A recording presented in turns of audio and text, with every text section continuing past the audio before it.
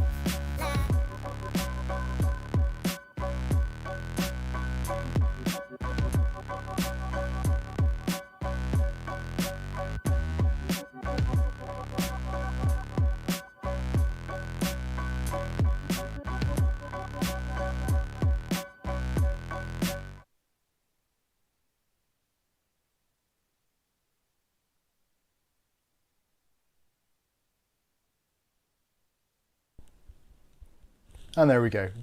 Forgot to turn on the microphone. Rookie error once again. Hopefully you can hear me and see me. Let me know in the chat if you can. I'm gone deaf. Yep, noob. That's the trouble with these little cordless mics. I keep on charging them and I leave them turned off as long as possible to conserve battery power. And then I forget to turn them on. What can you do? I am a rookie. Come through loud and clear, excellent stuff. Looks and sounds good. Oh, I haven't done the other camera. Bear with me, I'm going to have to turn this on and make sure this is all tickety-boo, as they say. I bet it's not. So let's go to overhead.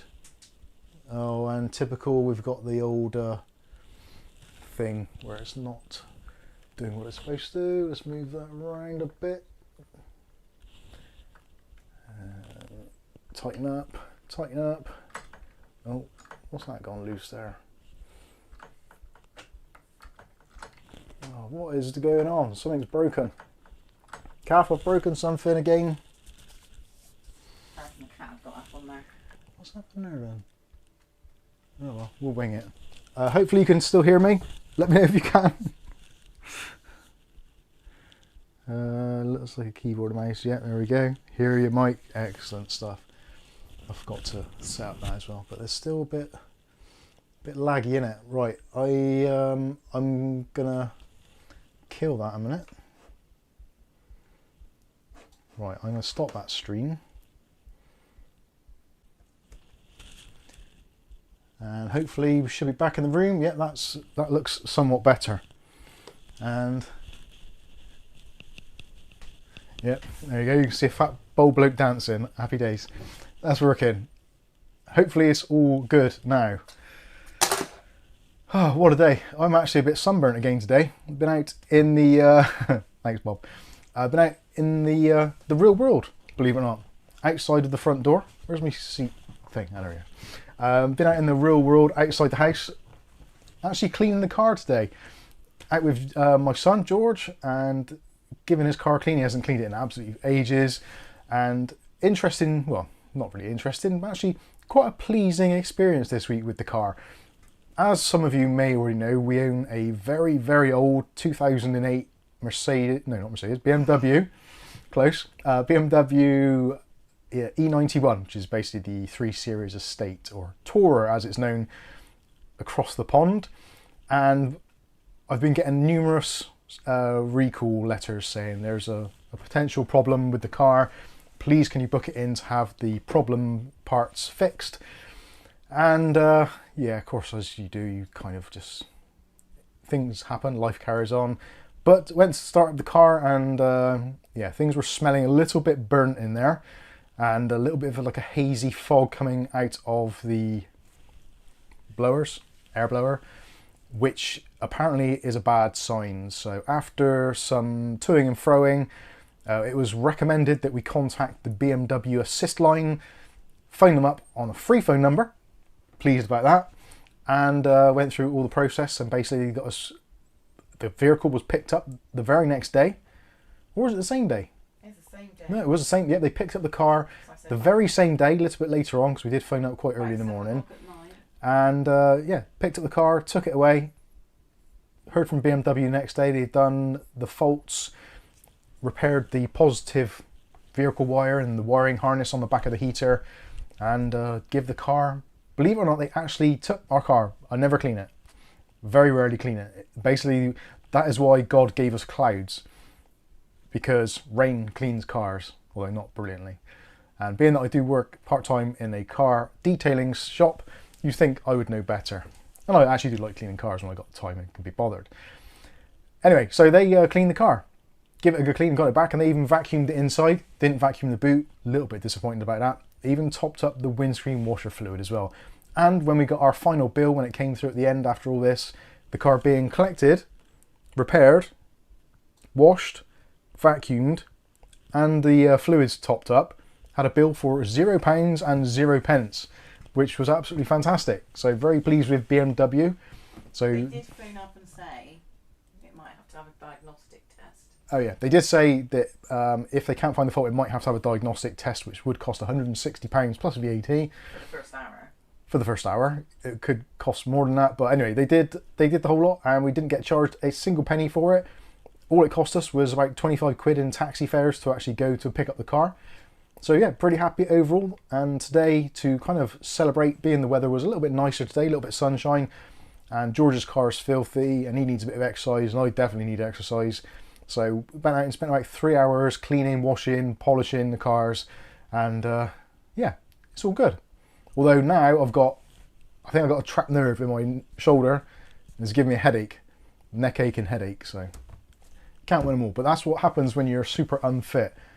I am actually considering, this is something which I've been thinking about doing for a long time, and I'm not too sure if people would be interested or whether or not it would make me a laughing stock of the internet, which I possibly am anyway, and that is to do a very, very lightweight exercise class, but for PC people. So basically people who are sat down in front of their computers pretty much all day long, and maybe people that don't have a lot of mobility, just do some really basic low energy exercises that you can do at your desk, just to try and keep a little bit fitter and a little bit more active. I don't know. It's something that I've always fancied doing. Doing what? Like an exercise video, but for people that are sat at PCs. You'd have to do it. Yeah, I know, but like just light stuff, just like stretching and stuff, and like yoga moves and stuff. I think it'd be pretty cool. Okay. Because we all suffer from this, don't we? Sat down in front of a screen, you get bad posture, you get bad neck, bad shoulders, all that sort of stuff, and you just get flabby man boobs and all that stuff. If I've told you to do it, you don't need to do it in front of a camera. You just need to do it. I know, but if I don't have the motivation to do it, so if I did a regular keep fit with Mub video, it would be something which I like, kind of like, I can't duck out, I'd have to do it. Okay. So by putting my my head over the parapet and getting shot off would be, I think it'd be a pretty good idea. O'Reilly's coming with a super chat. Thank you very much, O'Reilly. Is £20 there? Oh, where's my mouse gone? There he is. Nope, it's gone, disappeared. There we are. It says, Mike, you are not a laughing stock, and yes, I want to see this. I think it's going to be one of those things, but I think a lot of people would probably secretly want to do it, even if they didn't actually admit to it. I think it'd be a good idea. Just maybe like a 5 or 10 minute video, just doing some stretching exercises and some very, very light weights, using things that you may have around, like a bit of a mouse exercise. And 1, 2, 3, 4. Oh dear. Motivator. There we go. Ugly Bob's come in with a £10 super chat as well. Says, waiting for the light to come on. leotard and leg warmers, Mub headband too. Yep, count me in. Mike's unworkout. No, Mr. Motivator. Mr. Motivator. Oh yeah, it'd be quite a good idea. I think I'd quite like to do that. Ugly Bob says, I do those during the day. Very beneficial. Yeah, it does. It's one of those things. We do. I'm probably the worst culprit ever. I just sit in an awful position pretty much all day long, cramped up at my desk, that far from a bloody TV screen. It's not good for us. It really isn't. And obviously, for us here in the UK, nights are getting darker. the sun's starting to go, so the cold's kicking in, so you feel a little bit more cold, a bit more tense as well, which is even worse for your muscles and your posture. So yeah, I think maybe it'd be a good idea to try and do something Well, I like that. think it'd be a good idea if you didn't sit at your desk and you cut the wood. Okay, you make the videos, I'll cut the wood. Okay. You're on. Says the one who won't even sit in front of a camera. You would struggle. Right. Let's get on and say hello to some of you lovely people in the chat who I haven't said hello to yet. There we go. That was my my very quick monologue there. Oh, actually, tonight, for those of you that are in, if you're not sure what's going on, this is Ask Me Anything. Obviously, I've been out doing stuff, so I've not had any real time to prepare, but there's a few topics which are listed in the video description. Some things which have caught my attention this week, so if there's anything that you want to talk about, or anything that you've found interesting this week and you want to discuss, or you would like to hear my thoughts on, as long as it's not Russell Brand, then yeah, we can chat about pretty much anything. I have noticed specifically this week, it seems to be like week on week it gets worse and worse, and that is PCs just not booting or not giving an output. And I'm thinking, like, have PCs got to the point now where they're so darn complicated and there's so many tiny little interconnects that it's getting to the point where very soon It'd be like we're going to be basically either priced out of the market, or we just won't have the ability to diagnose these things. So it's going to be kind of like you have to buy a pre-built PC to kind of guarantee it's going to work. like cars. Although, like Haynes manual. yeah, like a Haynes manual. Saying that though, this week, especially on the Discord, there's been at least 3 PCs that I can remember which have been pre-builds which have failed to work out of the box. So if the people who are making them can't do it, then we're all screwed basically, aren't we? Anyway, Ugly Bob's with us. How you doing, Ugly Bob? Good to see you. We've also got Rick H. How you doing, Rick? And thank you for the super chat earlier on. And also thank you, Bob, earlier on. And Mick Woods as well. Thank you, Mick. And Colin. Oh, and Colin. Yesterday. Thank you, Colin Hilton, for the PayPal payment. Very appreciated. Thank you, sir. So O'Reilly's with us. How you doing, O'Reilly? JB27. One of the Jameses.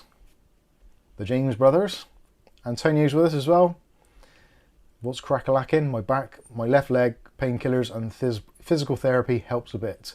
See, I was onto a roll there. I knew what I should be talking about before I even started. How's about that? Kieran's with us. How you doing, Kieran? Hey? I don't think you're allowed to say that phrase anymore. And that, what phrase did I say? Ask about that. I was about that then. Now then. Colin's with us. How you doing, Colin? Ugly Bob's doing a disco thing. We missed that, unfortunately. The ball's still not working. The disco ball, not the mud balls. They appear to be okay, I think. They're still there and they get cold. Especially in this weather. It's definitely getting colder. Looking at the temperature, where is it? There we are. 21.8 degrees Celsius in the Mub HQ. That's actually pretty cool. It hasn't been 22 degrees in here for a very long time. Normally it's about 24. And humidity is down to 57%, which is actually quite good. A little bit drier. What your balls are we still talking about? We're still talking about my balls, yeah. Jason Wood's got a question, if you want. All right, I'll come to that one. And you've got a couple of questions coming in now. Oh, God. I know I shouldn't have said it. As soon as you ask for questions, you only get them. Mark Berry's with us as well. William Bodie, how you doing? My food is ready with Iron Maiden beer. Nice. There's Rickage's super chat. Thank you for the $5. Lights, camera, action. Well, we got lights and we got a camera. Action. With me. Cav's the action. That's my workout. Yeah, that's her workout, turning the lights on and off. Weddy Bob's with us as well, and Nero also. Nick Barnes, how you doing, Nick? Skystalker is with us also. And Skystalker has to go to one of those awful things, a baby shower. Who in their right mind would... where did the thing of a baby shower come from? I'm assuming it's an American thing. But baby showers, and apparently dads have to attend these days. Now, don't get me wrong, I'm all for equal opportunities and all that kind of stuff. But when it comes to grown-ass men having to go to baby showers, that's where I draw the line. And that's women's territory. That may sound I don't sexist. even want to do that, to be honest, though. That's like, what? Name something that men do which women wouldn't want to do, no matter what. I'm trying to think of something. I would say going to the football, but that's becoming a bit sort of mixed now. There must be something. Prostate exams? Well, no, you can never tell these days. Anyway, let's move on from that subject before I get myself into a whole host of trouble. Derek's with us. How you doing, Derek? He says, evening, y'all. That's an Americanism, I'm sure of it. Stuart Clary is with us as well. How you doing, Stuart? David Aikens with us as well. How you doing, Dave? Hopefully you're catching up on your sleep now, or at least getting towards that point, although it's still early doors yet.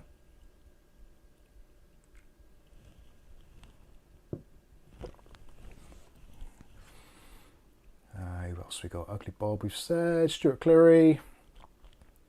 Bodie. Sorry, just scrolling down through here. Mick Woods. Pete Unwin. How you doing, Pete? Not seen you in the chat for a long time. Or I may have done, but just feels like I haven't. Hopefully you're doing well, Pete. JB27 says some video delay. Was that before or after? Oh, that was after. Should be okay now. Can you tell Muckless that I used the wrong emoticon, but I put it underneath the right one? Yeah. I didn't mean to do a grimacing one. Muckless, Kath apologises. She's gone messed up. Oh, my emoticons go out of order in the week. I don't wave to many people in the week. Guitar Prog Rock, otherwise known as Aletta, the lesbian vampire. Evening, ladies, gentlemen, and children of the corn. Children of the corn. If you've seen the film Children of the Corn, you'll understand that. Willie Bob says, I'm here, but I'm multitasking with the football. Sounds ominous. Hopefully it doesn't involve Sorfiga or lubricant. And windscreen wipers on the TV. Windscreen wipers, yeah.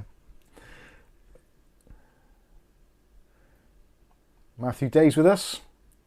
Yellow sticky shopping complete. Well done, sir. We actually managed to do some orange...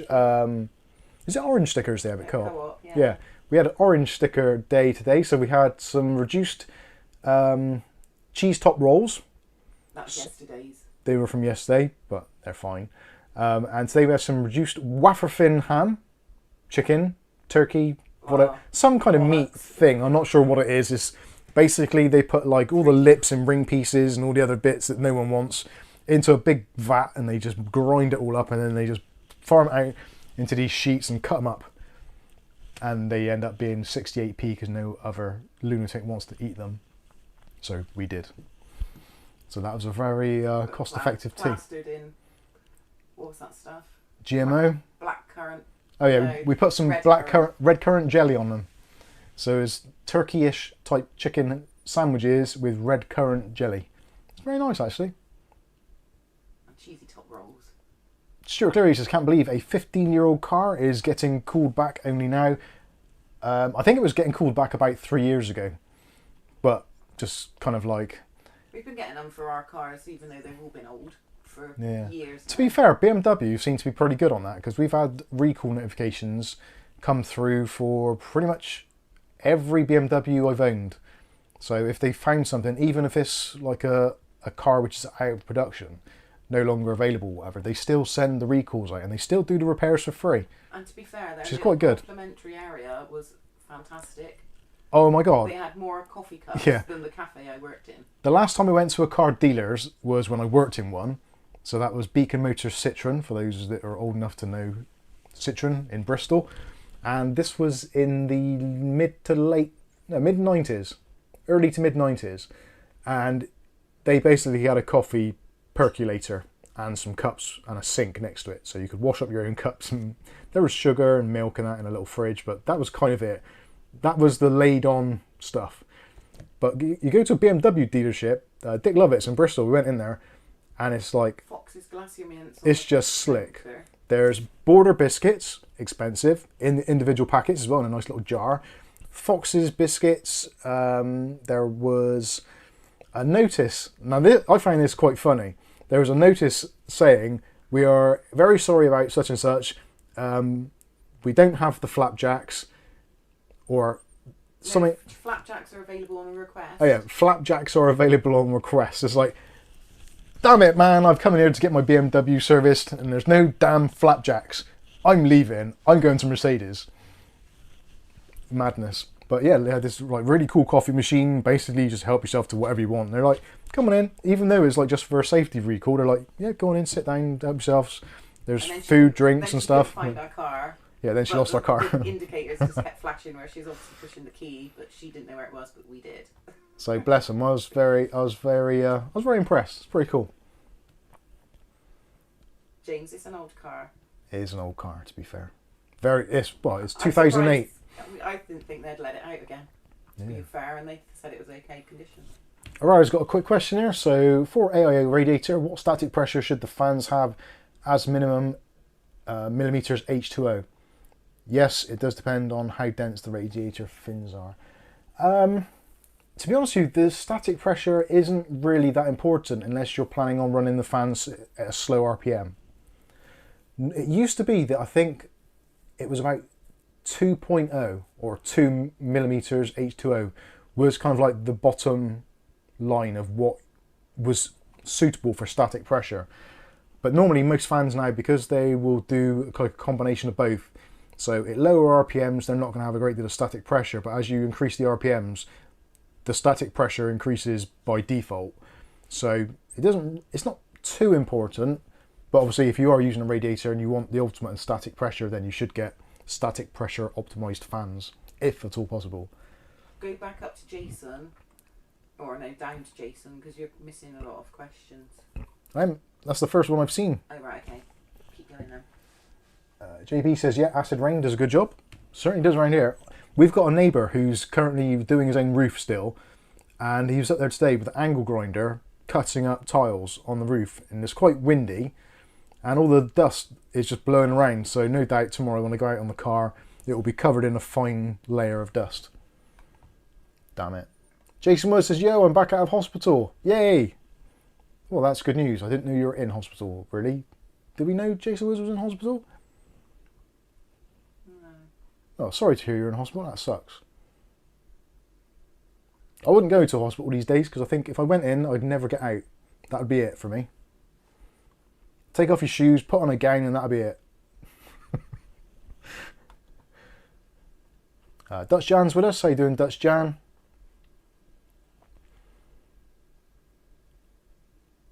Oh, Nick's saying about his IMU cameras. Saved the day a little bit today. Guitar Prog Rock. I haven't had a car for about 3 years. To be honest with you, I don't really need a car. We don't use a car at all, really. Gaff uses it on a Sunday to go round to her mum's or to go and meet her friends at the park or something. But otherwise, we basically don't use it. And in fact, driving to BMW to have the recalls done is probably the most mileage it's done in a long time. And that was on the back of a trailer. Yeah, and yeah, half of that journey was on a trailer. Mark Barry says, I currently got a trapped nerve in my left shoulder. Naproxen helps. I'm an unusual person, whereas I don't like taking any pharmaceutical drugs. Painkillers, paracetamol, ibuprofen, all that. I've got to be seriously, seriously sick to take one of those these days. I generally let it just run its course if I can. I'm quite lucky in the fact that obviously my job is quite flexible, so if I'm in some physical pain I can basically just go and lie down and wait till it stops. Is that a cat out there? Yeah, it's Flamey. It's Flame. I'll try not to get Poppy stuck in my watch today. Oh, poor old Pops. Sky's off to the baby shower. Right, let's catch up. Antonio got a cracking deal on a 1080 Ti blower card before AM5 APU come along. I bought it for €80, 65 quid. That's pretty good. Uggs, we don't smoke the reefer anymore. No, we don't smoke the We haven't reefer. smoked the reefer for about 10 years now.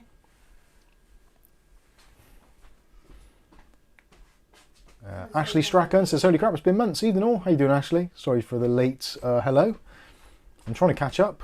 Here's Flamey. Truck Fan 52, have you had any more bloopers? Well, only the fact that the camera didn't work properly earlier. And Flame don't want to be on the table. Yeah. Flamey. Just see if there's any other questions.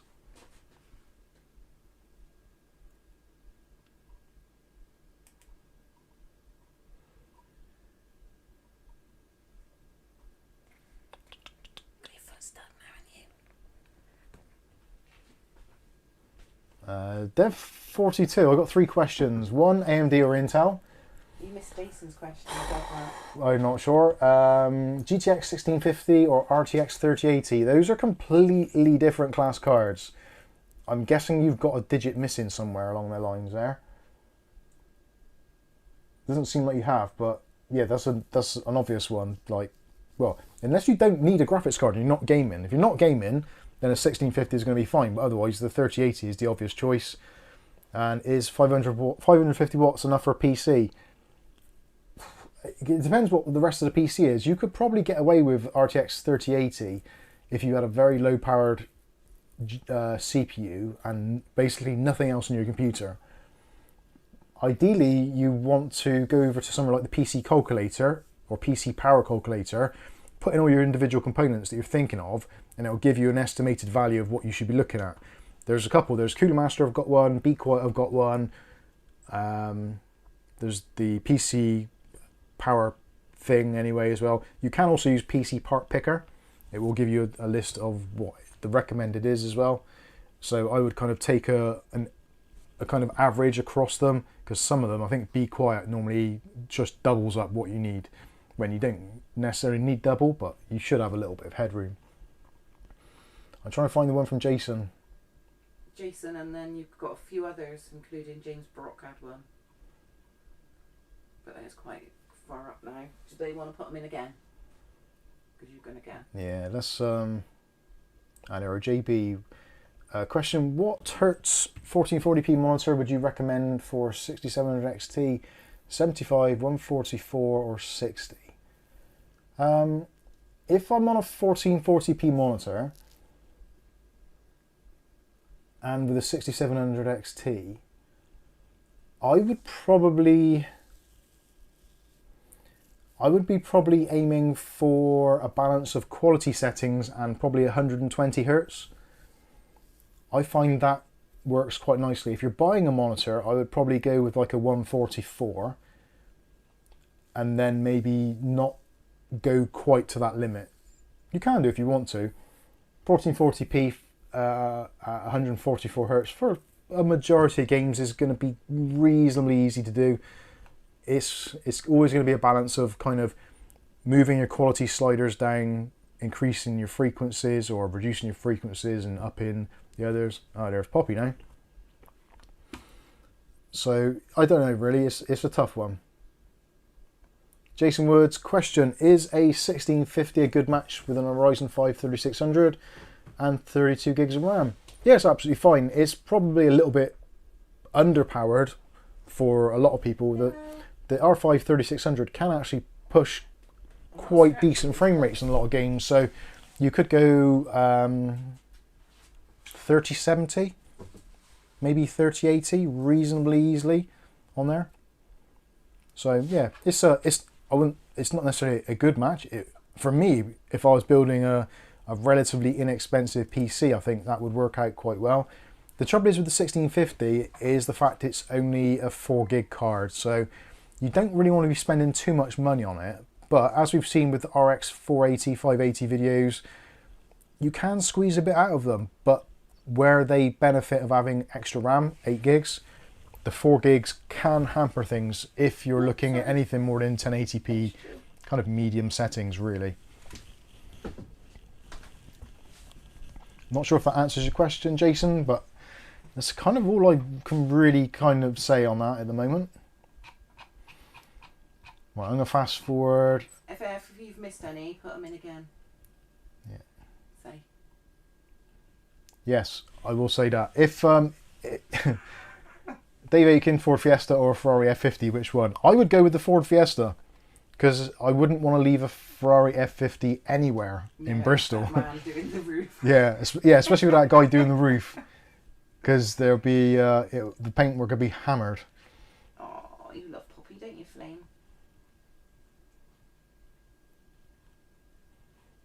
Ashley Strachan R5 5600, 32 gigs of RAM, 6600 XT, 1080p, 27-inch monitor, 165 hertz refresh. Looking at the 7800 XT, should I? Will probably upgrade monitor at a later date. I'm not sure. At 1080p, there is going to be an improvement. It's going to be basically like going from a 6600 XT to a 6950. Thereabouts, maybe a little bit better, maybe a little bit worse in some instances. It's kind of 6800 XT, 6950 kind of level. So you're not always going to notice the difference, especially at 1080p. It depends on the games and the settings.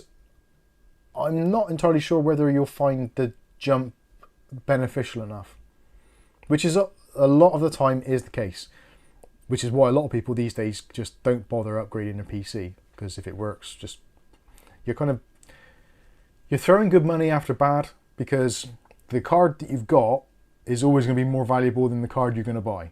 Unless someone's going to give you some ridiculous amount of money for it, it's hard to claw back the money which we've mostly all spent in the previous 3 to 4 years, when graphics cards have been ludicrous price. They're still kind of ludicrous price, but there's not a real tangible improvement in performance generationally. So it's been like that for a long time. Like, the difference between a lot of cards is kind of maybe like 5%. And if you take into various games into consideration, where there can be anything between kind of a 20 to 30% improvement, or the other way, it's kind of like, well, whatever graphics card you upgrade to, unless you make a massive jump, you're very unlikely to see significant gains unless you're changing your desktop resolution or your quality settings. Otherwise, I find it so many times gone through about 8 graphics cards and each one just feels the same. There's been probably maybe 2 which I've noticed a bit of a difference. That was the 6950 XT and the RTX 4070 Ti. Those 2 did seem to be a little bit more horsepower there. But if I had to do the Pepsi challenge with 2 PCs set up next to each other, I would struggle. So if you've got the money and you want to upgrade, like I said in last week's stream, if you've got the money and you want to upgrade and you enjoy doing it, or maybe you've got someone you can give the other graphics card to or something, then sure, do it. It's an upgrade and you will have better performance, but it won't be a case of you stick it in and you're like, wow, this is incredible, because I don't think you're going to see that difference. Hopefully that answers your question, Ashley. Antonio, question, is the 7600 or 13600 overkill CPU for a 1080 Ti on 1080p monitor, or should I go lower like 13400 or 5700? Yeah, to be honest, with a 1080 Ti, it's going to be relatively easy to drive that now. It's, what, 7 years old? Something along those lines. So it's a slightly older thing now. If you think about when they came out, I think they came out with the Intel 6th gen? Was it 6th gen or 7th gen? I think it was the 6th. I think it was the... Yeah, I think the 6th gen. So it is a little bit older now. So you should find it quite easy to drive a 1080 Ti. In fact, our son's got a 1080 non-Ti, and he's using a Ryzen 7 2700X, and he has been for 4 or 5 years, whatever it is, and he can still drive it easily. There's no real bottleneck there. So whatever processor you get from the modern range is going to be, I wouldn't say necessarily overkill, but it's not entirely necessary. You might see better 1% lows in some games, but it's not going to be one of the limiting factors. You could probably go with a 12100 and not really experience any real problems. Modern games mostly rely on, well, minimal cores, so modern high core counts aren't going to be that beneficial. It's more about clock speed on the individual cores, in which case obviously Intel have the slightly upper hand in that regard.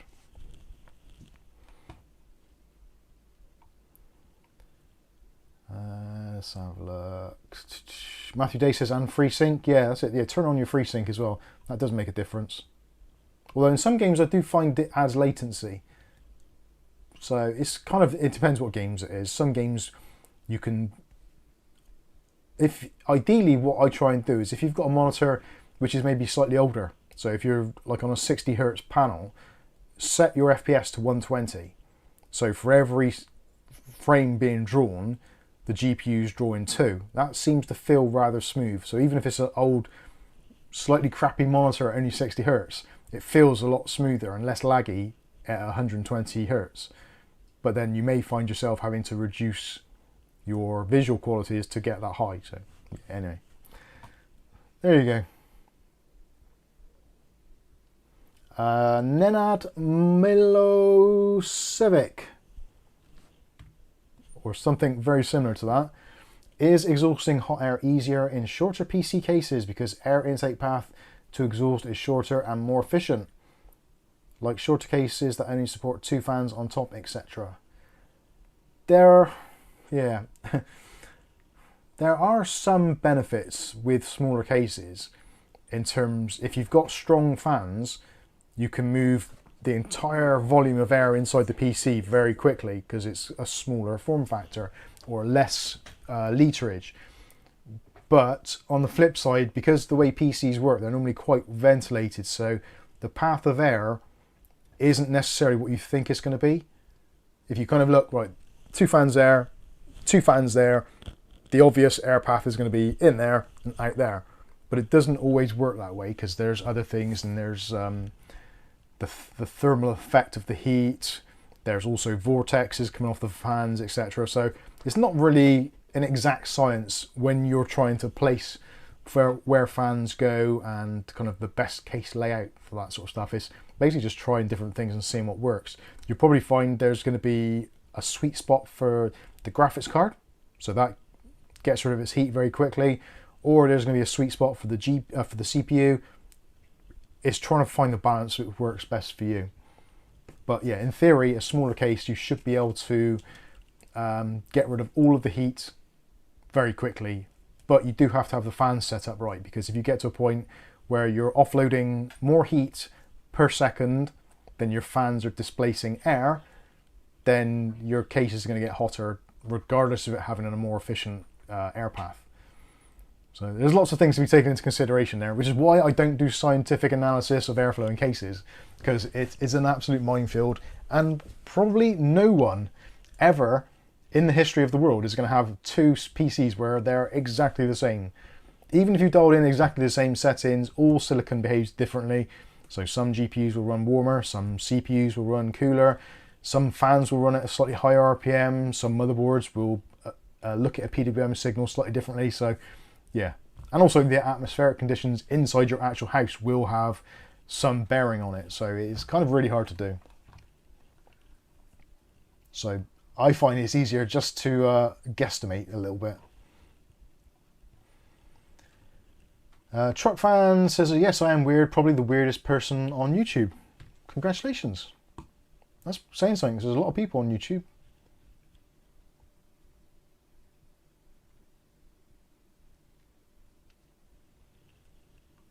Right, I'm going to start from the bottom and I'll work my way back up. I think that's going to be better.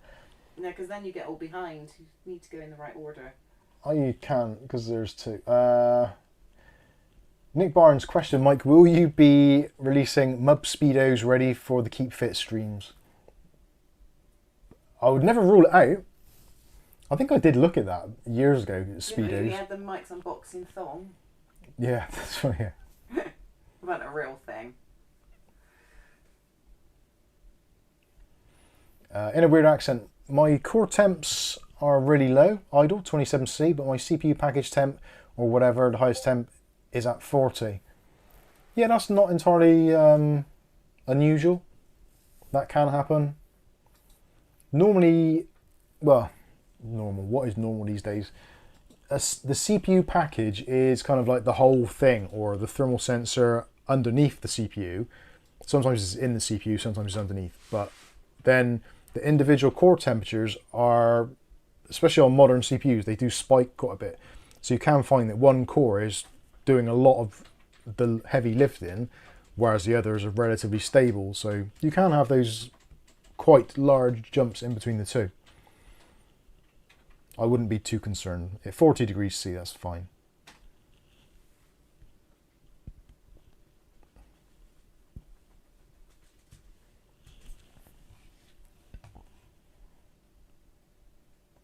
Jason says the 3600 and it's going to be a workstation. That's why I started 1650. Yeah, totally understandable.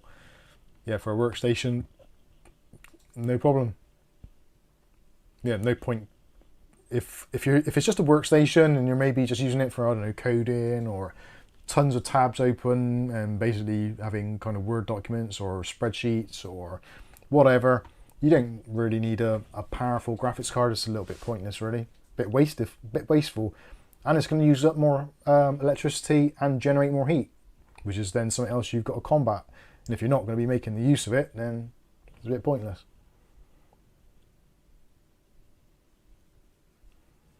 David Aikens, 7800 XT grinds my gears. It has a flagship card ever lost out to its previous gen model before. This gen, we've had it twice with the 4060 Ti and the 7800 XT.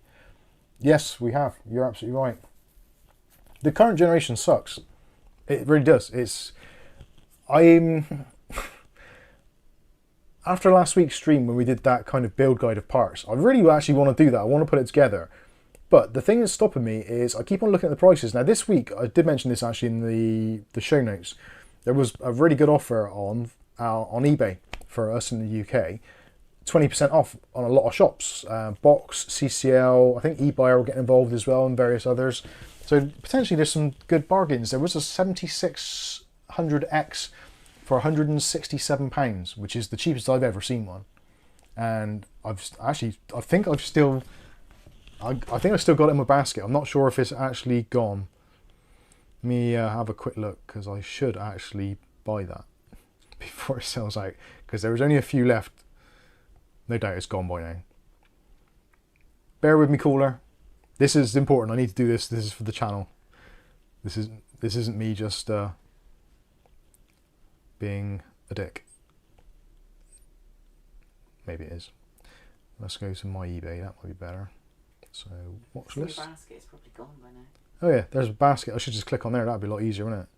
Oh, bollocks. What, I bought it? I know, it's still there. I think. Because I put things in my basket and I just buy it all at once, so I shouldn't put things in. Yeah, because it's £209, but you can do the collect 20 code or whatever it was I put in the checkout, in the video description. Actually, it's not showing it there now. Oh yeah, take £42 off this item. So if you take £42 off with the code savings20, so let's view in basket. And do you want those soaps again? Yeah, but not yet, because I've ordered them already. So save for later? I suppose. Okay. We had such bargain with soaps. Right, go to checkout. This won't work. Ah, checkout error. Assholes. So it's gone. It's sold. Oh, mother effer. Right, go down to... There goes that build. Go down to Mark. Mark. I'm kind of stuck on choosing a DDR5 to use. I can't see that. Mark. JB27 says, sorry Mike, I must say I strongly disagree with you. Great. Slightly I'm not sure why, but feel free. Slightly up. 3 up. 3 up from Mark. there. Mark Calabinga. I'm kind of stuck on choosing a DDR5 to use. What speed and CL would you recommend for a AM5 CPU? Right, for AM5 CPUs, as it stands at the moment with the current 7000 series, the sweet spot seems to be DDR5 6000, and CAS latency probably well, 36 is probably going to be the cheaper option to buy. If you can get 34, 32 or even 30, then that is going to be beneficial. Whether or not it's worth spending the extra money, I guess that's down to the individual, how good a set you want to get. Corsair were doing DDR5 5600 CL30 for about £80 for 32 gigs, which I find was excellent value for money. The 5600 isn't ideal, but if you dial in the settings, you can overclock 5600 pretty easily to 6000 anyway. So you may want to do that. If you look in last week's live stream, or if you look at the video for Monday or Tuesday, I think it was, we did the ultimate no compromises build guide, and the RAM was listed in there. So feel free to check that out. When it comes to RAM, it depends what you want. If you want DDR, if you're not bothered, go with Corsair Vengeance. It's basically the cheapest on the market at the moment, and it's relatively decent stuff.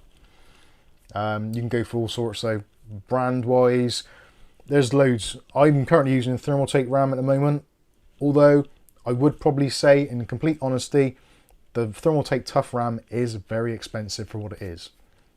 In terms of the specifications, the actual on-paper specifications, they're not kind of world-breaking or anything, or record-breaking, but they are very well made, and they do overclock like crazy. If you can find a system which is stable enough to overclock at the moment with DDR5 on AM5 platform, which isn't easy. It's getting better, slowly but surely, but yeah, there's lots of options.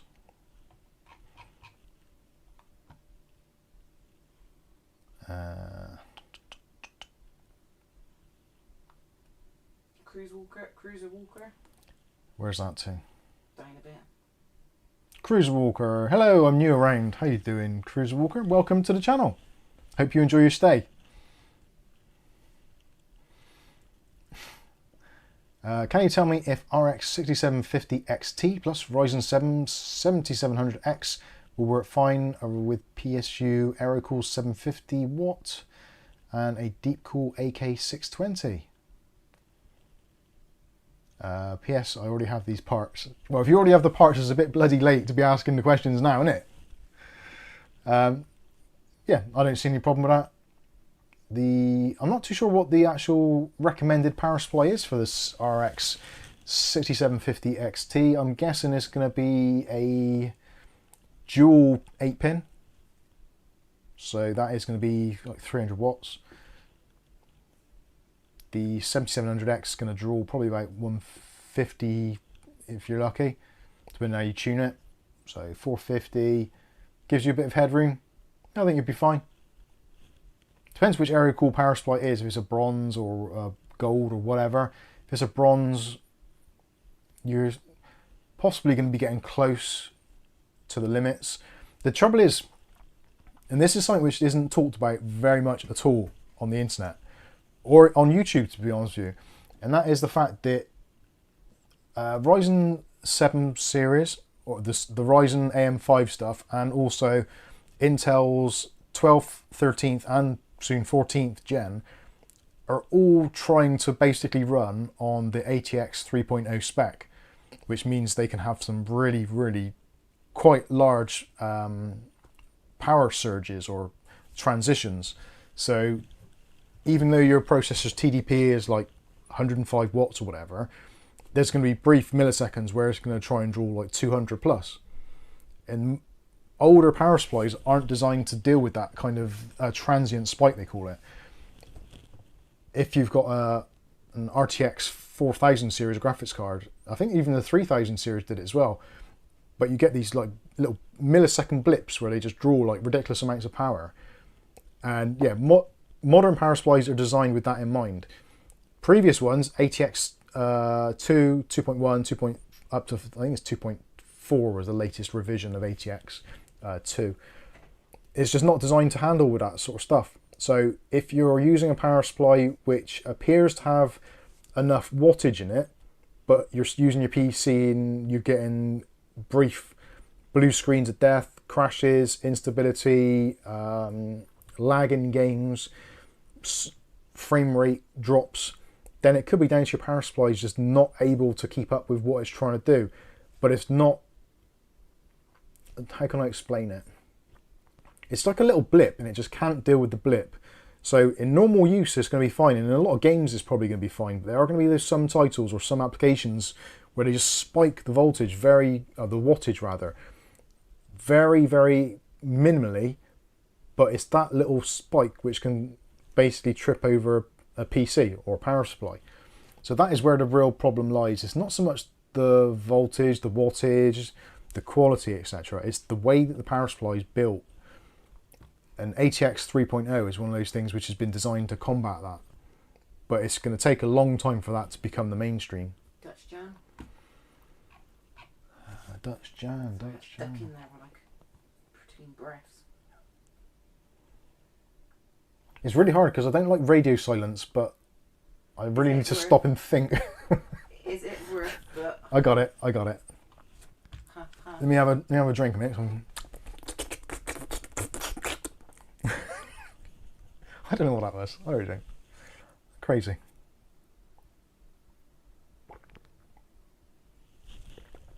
Is it worth €100 more to buy the RX 7700 XT instead of the RX 6700 XT?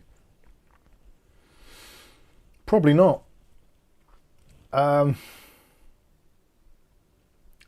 Yeah, that's a very tough call. It's ridiculous that we've come into the minutia now of, is it worth it? Is the $100 worth it? When you have to really come down to the point of, well, potentially you might get longer driver support with the newer card. The newer card is going to have slightly better ray tracing support.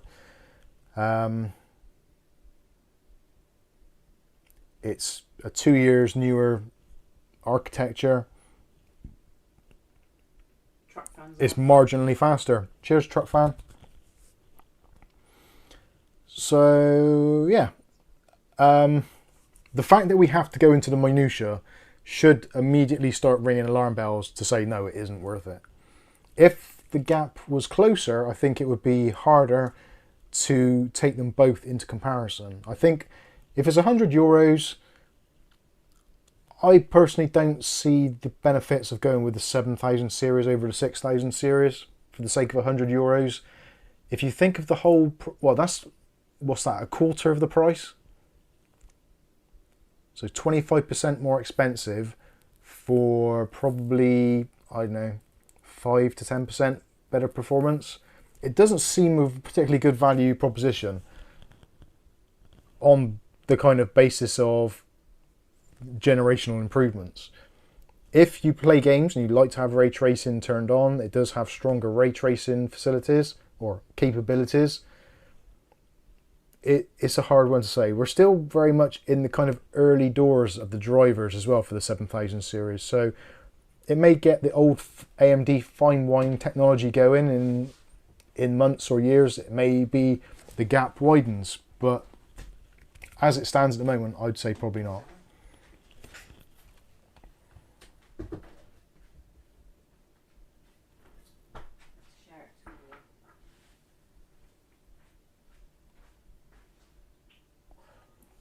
David Aitken there is just saying about notice a small jump from 6000 CL30 from 6000 CL36.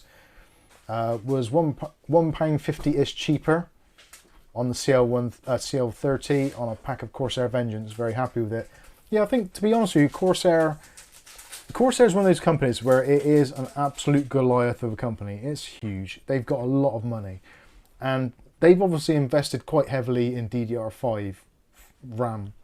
So clearly DDR5 systems aren't selling that quickly. So they have got to the point where they have to reduce costs. Now, Corsair Vengeance RAM or LPX RAM is generally the cheapest on the market at any given time, unless there's like a special deal where one brand's got like a 20% off or 10% off or whatever it is, some Amazon deal. But on the whole, in general, Corsair RAM tends to be cheaper. And I think in this instance, with the CL30 6000 kit for like 80 quid or whatever it is, I think is amazing value for money. JB saying, anyone else playing War Thunder tonight? I don't think I'm going to get time. I think you're a bit behind again, though. I'm a bit behind. Let's fast forward. Right.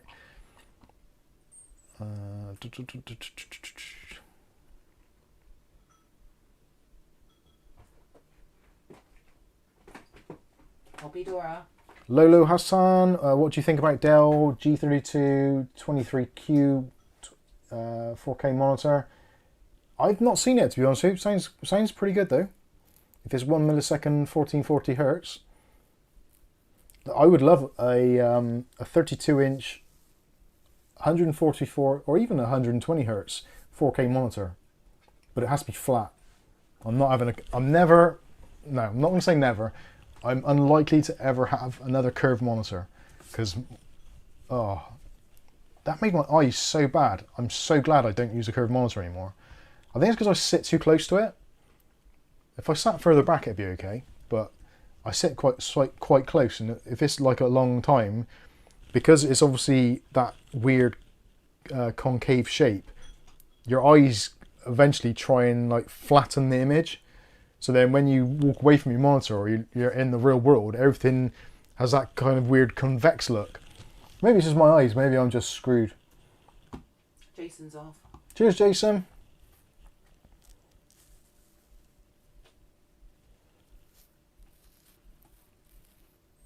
JB says, thank you for the feedback, Mike, on curved monitors. Yeah, I was one of those people. I was quite a proponent for them in the beginning, and for the first, I don't know, I thought in the very beginning, first time using it, it was like, oh, my eyes are going to take a while to get used to this. But then I used mine for about 2, maybe 3 years, probably 2 years maybe, I don't know. And I'd always find it, if I got out of my desk, it wasn't so bad going onto this PC, but if I went onto Kath's PC, which is the same size monitor, her screen just then started to look as if the front was coming out at me and it was curved backwards. So it was clearly doing something to my weak mind. Maybe it was doing a Jedi mind trick on me. These aren't the flat panels you're looking for. And I wasn't. Maybe you thought it was your father.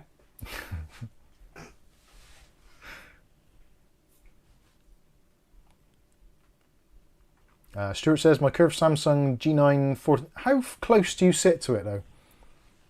And I think 49-inch might be better because it's a bigger wraparound, isn't it? So it kind of makes sense, but because you're not focusing on a central element, you're kind of doing the whole peripheral vision thing. But I would be interested to see how far you sit from it, because at the moment I'm like arm's length, literally arm's length from my monitor, and that is, I'm probably closer than that when I'm actually sat at my desk. So that might be what it is. Better question, drinking while looking at it. Don't drink. Good point. No, that was the question. Oh, sorry. While you were looking at it. What was it? Where to? What? Where? James at the bottom. Drinking while looking at it. No, maybe I should have been. That might have helped. Thomas, is a 450 watt PSU enough for 1650? And yeah, that's fine. Just don't try going for any crazy liquid nitrogen overclocks. Well, they're saying that you can't anyway, can you, on the 10100? That was meant for Stu. Right. Yeah. He probably was drinking while I was looking at it, to be fair. Kenny D's in the house. Says hi, Mike, Kath, and everyone. How you doing? Chuck fan, have you ever had a PC randomly break down on you? Yes, where have you been in the last 3 months where I've owned an AM5 computer? Although, touch wood. Do you want to stream it hasn't? It hasn't crashed during this stream. And yeah, it's been much better now I've dialed in the settings for the RAM. There is a video coming out on that as well, which I figured I was doing a bit of a public service thing for anyone else who's experiencing problems. It may be just MSI boards which are doing it, but it's probably not going to be. But it seems to be working much better now. And actually, early this week I did some RAM testing with DDR5 5600, DDR5 6000, and DDR5 7200, all in that system, and each one was stable as long as I manually entered in the CAS latencies into the motherboard, and each one was absolutely fine. So yeah, now I can switch around RAM and not have to worry about it or be thinking, oh god, when's it going to blue screen? So it's good.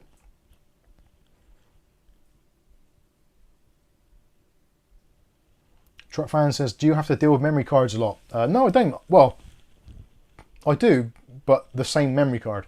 I've used the same memory card in this Lumix camera now for well over, probably over a year now. And it probably gets used probably 2 to 3 times a day at least. Inserted and ejected a couple of times. The only thing I find is my card reader on my desk. I have to hit it because when I put the card reader in, it won't let me cut the content on it. It will only let me copy at times. Unless I turn the card reader over, smash it on the desk a few times, and then put the card back in, and it works pretty much every time.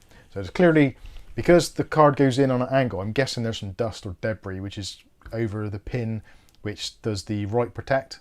I think it's covering that. I need to have a look inside it, but I really don't want to.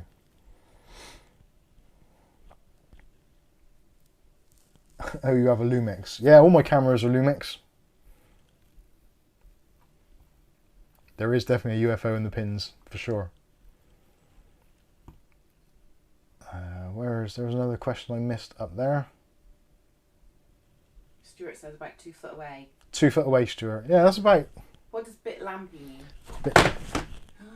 Don't know, laggy? I'm going to see how close I sit to my other monitor a minute. I'm going to have to borrow my arm though. I can't stretch it over that far. So I'm sat here. So, oh yeah, that is closer. Tape measure? Yeah, can I have a tape measure? Sorry about this, ladies and gentlemen.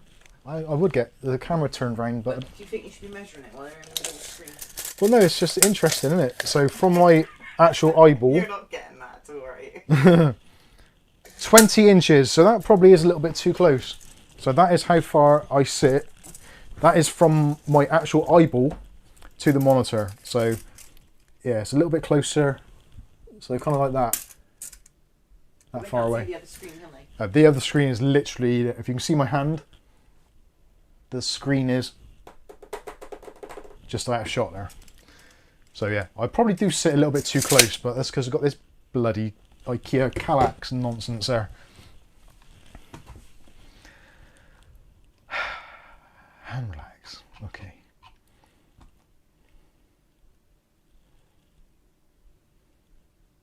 Dave Aiken. Dave Aiken, question. Mike, you have a lot of tech. What's the one piece of tech you're currently lacking that would make your life stroke job a lot easier if cost wasn't a factor? Builder. Yeah. That's a good question. Yeah, I don't know. I don't think there's... Well, the obvious one is a graphics card. So like a 4090, RTX 4090 would make my video editing much quicker. But would it? Because all these others you've said that about and they've never really... Well, no, they've always 4090 done would, something because the wrong. timeline would be much faster, the rendering would be much faster, But so... they always cause crashing or something else. Yeah, but that's PCs, isn't it? So you can't really... I don't know. Because all the ones you've bought... You've Yeah, I said don't that think would that, be I don't better. think there is... Then you go back. There isn't one piece of tech that would make my life easier. Unless there was some form of AI which could edit videos. Because the time consuming bit is editing the videos. Researching isn't too bad, the filming itself isn't that bad, but the actual editing is quite painful in some instances. So I don't know. Yeah, I don't think there is specifically one. Actually, no, I was thinking a new camera, but because the autofocus is a bit of a nose on there. But yeah, I don't think to. One item of tech you need is more hair.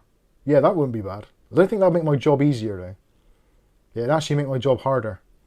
You wouldn't have to vacuum up all your hair every day and shave it. Yeah, it's true. Is Yeah. that what that is down there? Thomas is asking a question there. Have you done a video how to set up a PC with Windows after building it and how to get it all up and running? Yeah, there's a couple actually. There's one for Windows 10, there's one for Windows 11, and I've done a follow-up one which says what you should do after you've installed Windows 11 to set up the drivers. So it's kind of like a two-point thing, a two-part thing even. Set up Windows and benchmark? Yeah, find the other one first, how to install Windows 11. But that one as well. I'm looking at the screen there. Kath's going to put the links in the video description. Kath's going to put the links in the chat. There'll be two videos. One is the what to do after you've installed Windows 11, and the other one is how to install Windows 11. Pro on unsupported device or computer? No. How to upgrade now? Windows 11 forced upgrade? No. How to clean install Windows 11 home? Yes, that'll do.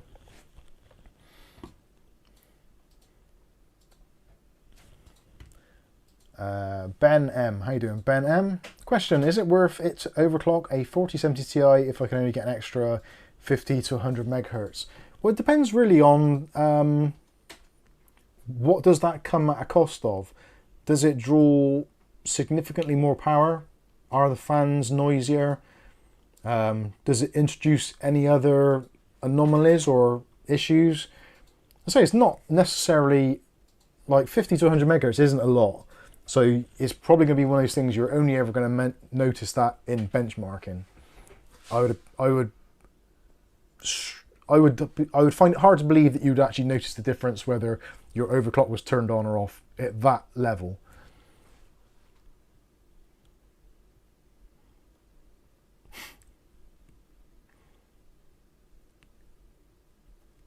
David Earl says I sit 16 inches away from my 4 monitors. Jesus.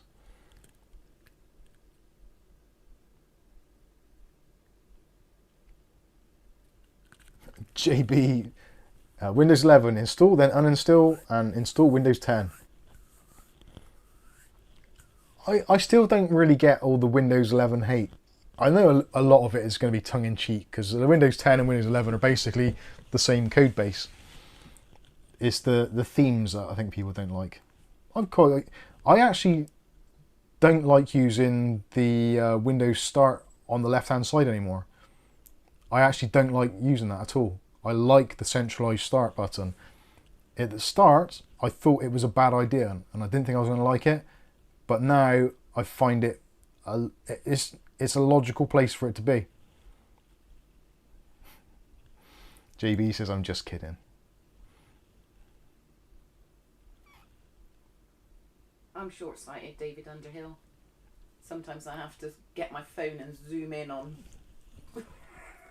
like menus in the background of cafes because I can't see it. William Andrew Philip Bodie. Oh, where did that go? Where did that go? Oh, there it is. I'm blind! Ish. William Bodie had a question in there and I clicked on it and it's disappeared, I think. Oh, no, there it is. Also, Stuart Cleary, thank you for the €20 super chat. I better click on that in a minute. I better contribute now before I get too sloshed. Don't forget, lol. Thanks, Kath. Did he spell that wrong, or is my eyes that bad? That sounds like Cat K. Thanks, Mike and Cat K. I like being. That's Kath's rap name. Cat K. Thank you, Stuart. Much appreciated. I keep waiting for this to turn off, and it doesn't, does it? William says, question: do you know AI will be in Windows 11 the 26th of September? Now this. Oh God, I hate AI. But where is it not going to be? I don't actually no. I don't hate AI. The terminology AI has become far too much of a catch-all. It's like the flu. If you say you've got the flu, that means that encapsulates like an absolute ton of different ailments, which range in significance from very insignificant to quite life-threatening. And the same is almost true with AI. So if you think about the word AI and what it actually stands for, it is artificial intelligence. So technically AI does not exist at the moment. And Please feel free to prove me wrong in the comments. You can have your opinions on it, you're more than welcome to, but as it stands, in the real world, AI does not exist in the terms of what it actually stands for. So having a autonomous, self-governing, self-controlling, self-aware, humanoid, computer, whatever, it doesn't exist. No matter what you may think or what you've heard on the TV or you've seen in the papers, it does not exist. Well, at least it doesn't exist in terms of something that we can use. Maybe for like the CIA or whatever, they may have something which is many, many years in advance of what they let us see. I don't know. But in terms of the AI revolution, it does not exist. At the moment, everyone is banging on about AI as being, it's something different. It's not an artificial intelligence. It is a assembly of code which emulates artificial intelligence. Now, there's going to be a lot of people who say, well, what's the difference between emulating AI and being AI? And you could say the same for many things. So if you emulate a VIC-20 on your computer, is it a VIC-20? Well, no, it's not. It isn't a native VIC-20. It isn't doing the things a VIC-20 would have done on the old Commodore VIC-20. It's a very, very close representation, and most people wouldn't know the difference. But there is a significant difference. It isn't a VIC-20. And that is where I think a lot of people are kind of caught up on this thing. Not to say that AI isn't cool, and the stuff which is AI now in the mainstream, such as ChatGPT and all that kind of stuff, it's very close to being a artificial intelligence, and it does exhibit the same characteristics as what artificial intelligence does, but it's still somebody somewhere is programming this to make it what it is. It hasn't come to being. It isn't its own autonomous self. It didn't just... Yeah, but it says artificial, so it's not real. Yeah, but the holy grail of artificial intelligence would be like the machines in Terminator. So they are aware of themselves, their own thing, they have a goal, they have an agenda, and some kind of some spark in the internal programming turned it from being something which was controlled by humans but had a form of automation into a truly autonomous being, which then took on a life of its own. At the moment, they don't have that ability, or at least not that we've seen. So they are like your personal assistants on your mobile phone, your Siri's, Hey Google, all those devices. So if you ask it something, what is the next program on TV or whatever, it gives you the illusion of being intelligent and it knows what it's doing, but it's not. It's just using your words and typing them into its own search engine, That's if it can getting results back and then putting them on the screen or reading them back to you. So it's more of an interface or a layer. So currently, as it stands, AI is a layer between you and the information, rather than being a autonomous thing. So it's a bunch of code running a code. It's a program, but it's a very sophisticated program, and it learns, which means it has a level of intelligence. So it's very difficult, but hopefully you understand what I mean. AI is a Cortana in disguise, Mick would say. Yeah, kind of, it's almost the other way around. It's Cortana is disguised as AI. That's what they just said. Oh, is. Yeah. Yeah, She's just changed her name. Truckfest says it's an auto Googler. That is exactly, yeah, that's what I mean. It's kind of, it isn't the true meaning of artificial intelligence. It's not a, it's a clever piece of learning software. It isn't an intelligence of its own. Right. We get off that. Stuart Cleary, super chat. super chat. So rude. Thank you, Stuart. You are. Is that another one? Yeah. Sorry, That's I'm why rubbish. the room went black. Yeah, I know. So there's two. Yeah, but you'd already contributed just now. I know, but the room went black again. Oh, right, okay. Microsoft are like supermarkets. When you get used to where everything is, they move it all around. That is actually very true. Yeah, very much so. Although saying that, the new update which is coming, you can tell that Microsoft are very much aware of the sentiment between people's idea of what AI is and whether or not they should embrace it or not.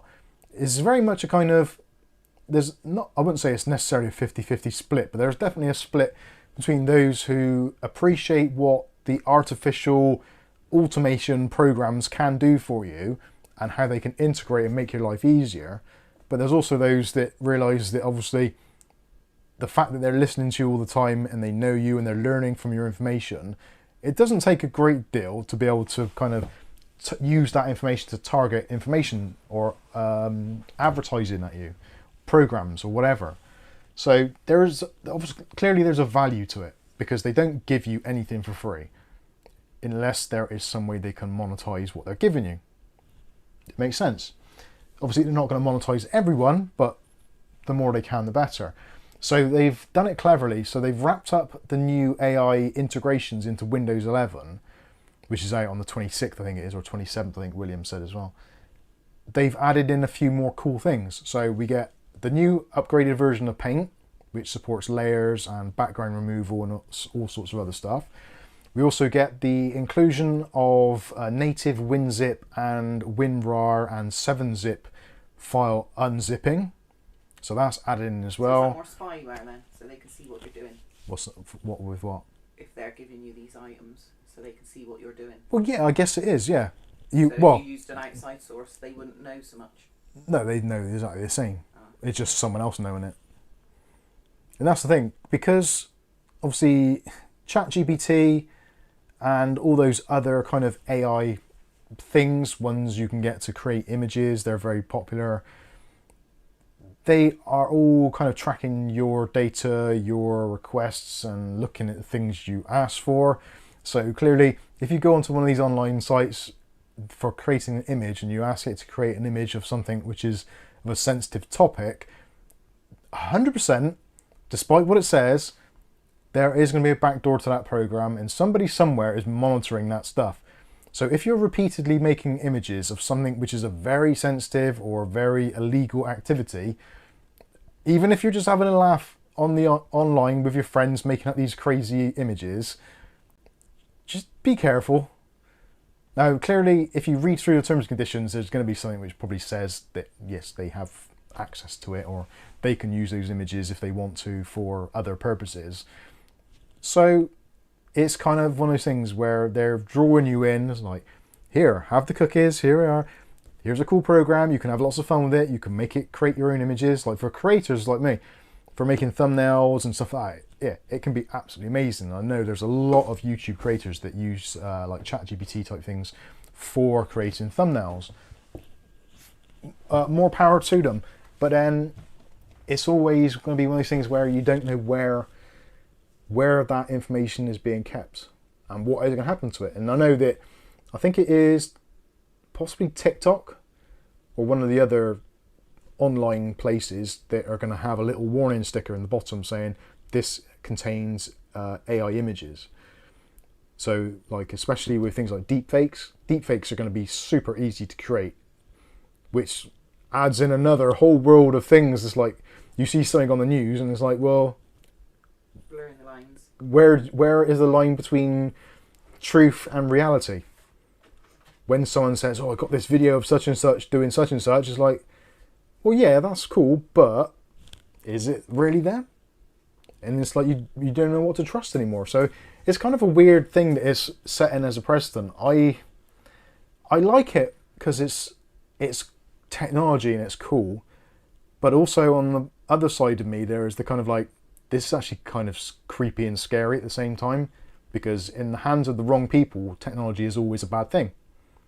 And actually in the hands of good people, it's sometimes a bad thing. But I think you understand what I'm saying.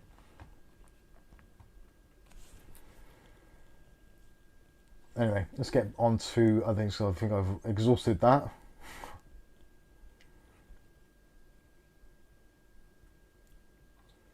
Ugly Bob, if the first device with AI takes a picture of itself, is it selfie aware? I think it would have to be.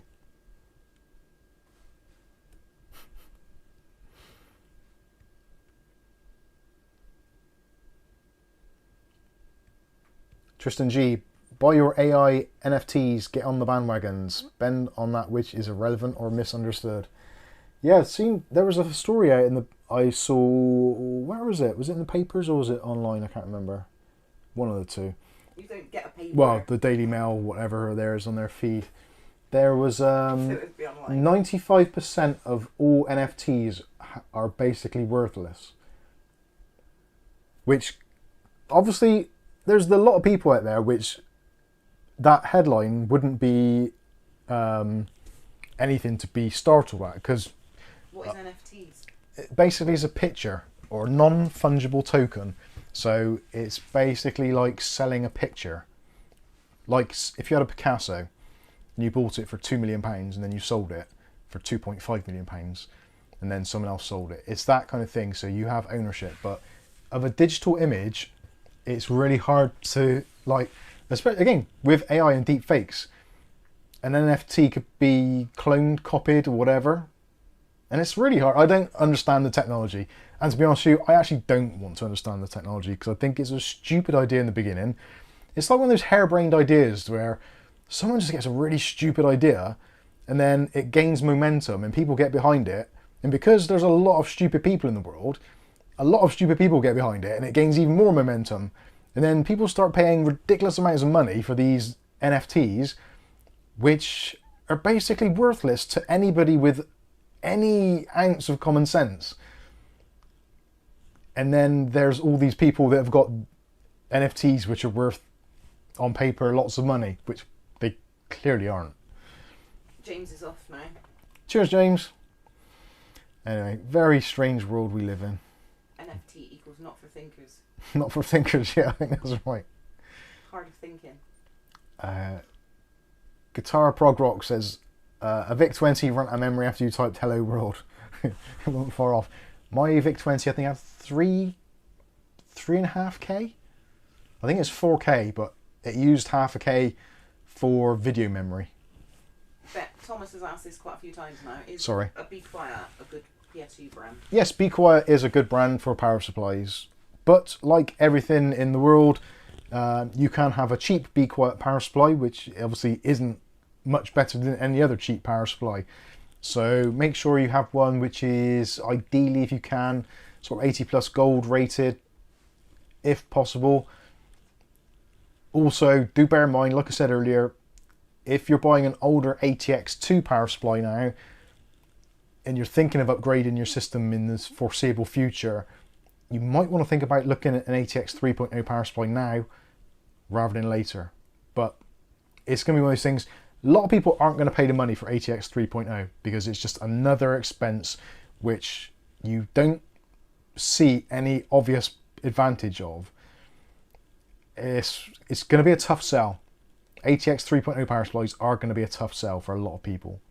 Unless you specifically need one with a dedicated PCI Express Gen 5 power supply, GPU connector on, in which case it does make sense to do it. Putting an adapter onto an older power supply to make it into a Gen 5 is probably not ideal for a lot of power supplies.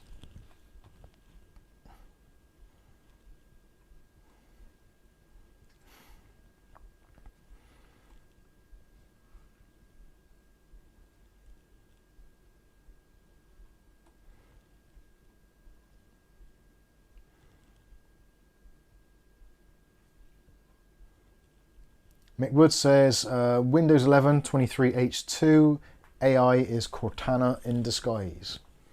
Told you that one. Yeah, I'm just big. I'm just agreeing. I've scrolled way too much. There's loads of chat. Oh, there we go.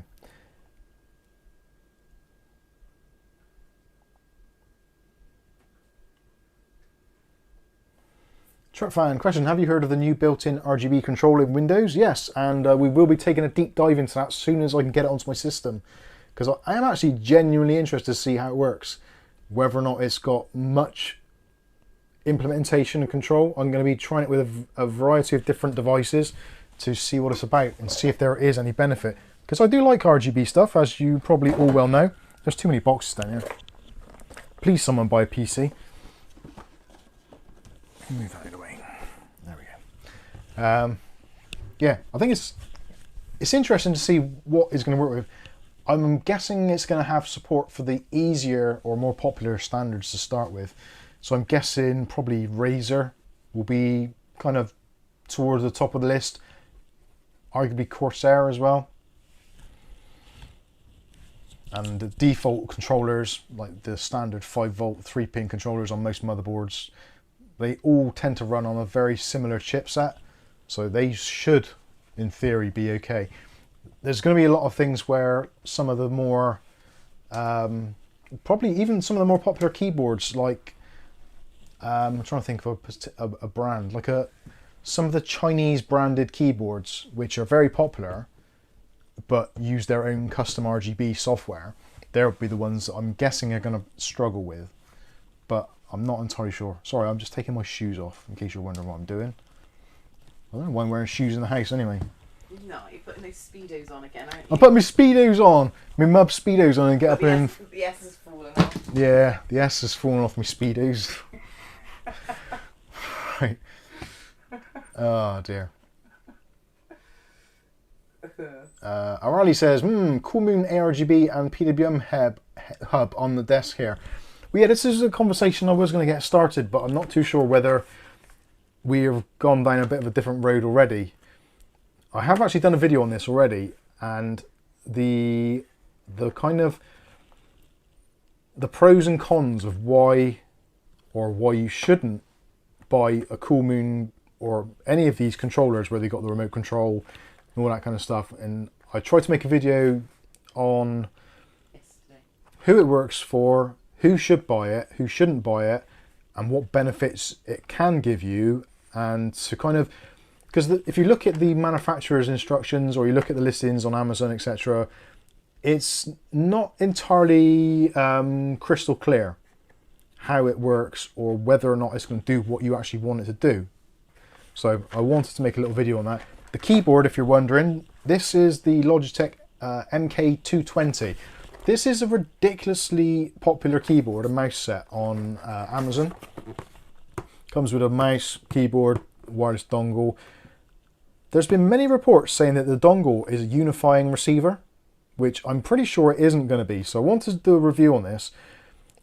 To see what the big deal is, because like I've got the MKs at 295 and I had the 270 before that, and yeah, it's fine, it does a job. And actually, considering how cheap this was, and with the kind of silent touch keyboard, this actually works really well for streaming.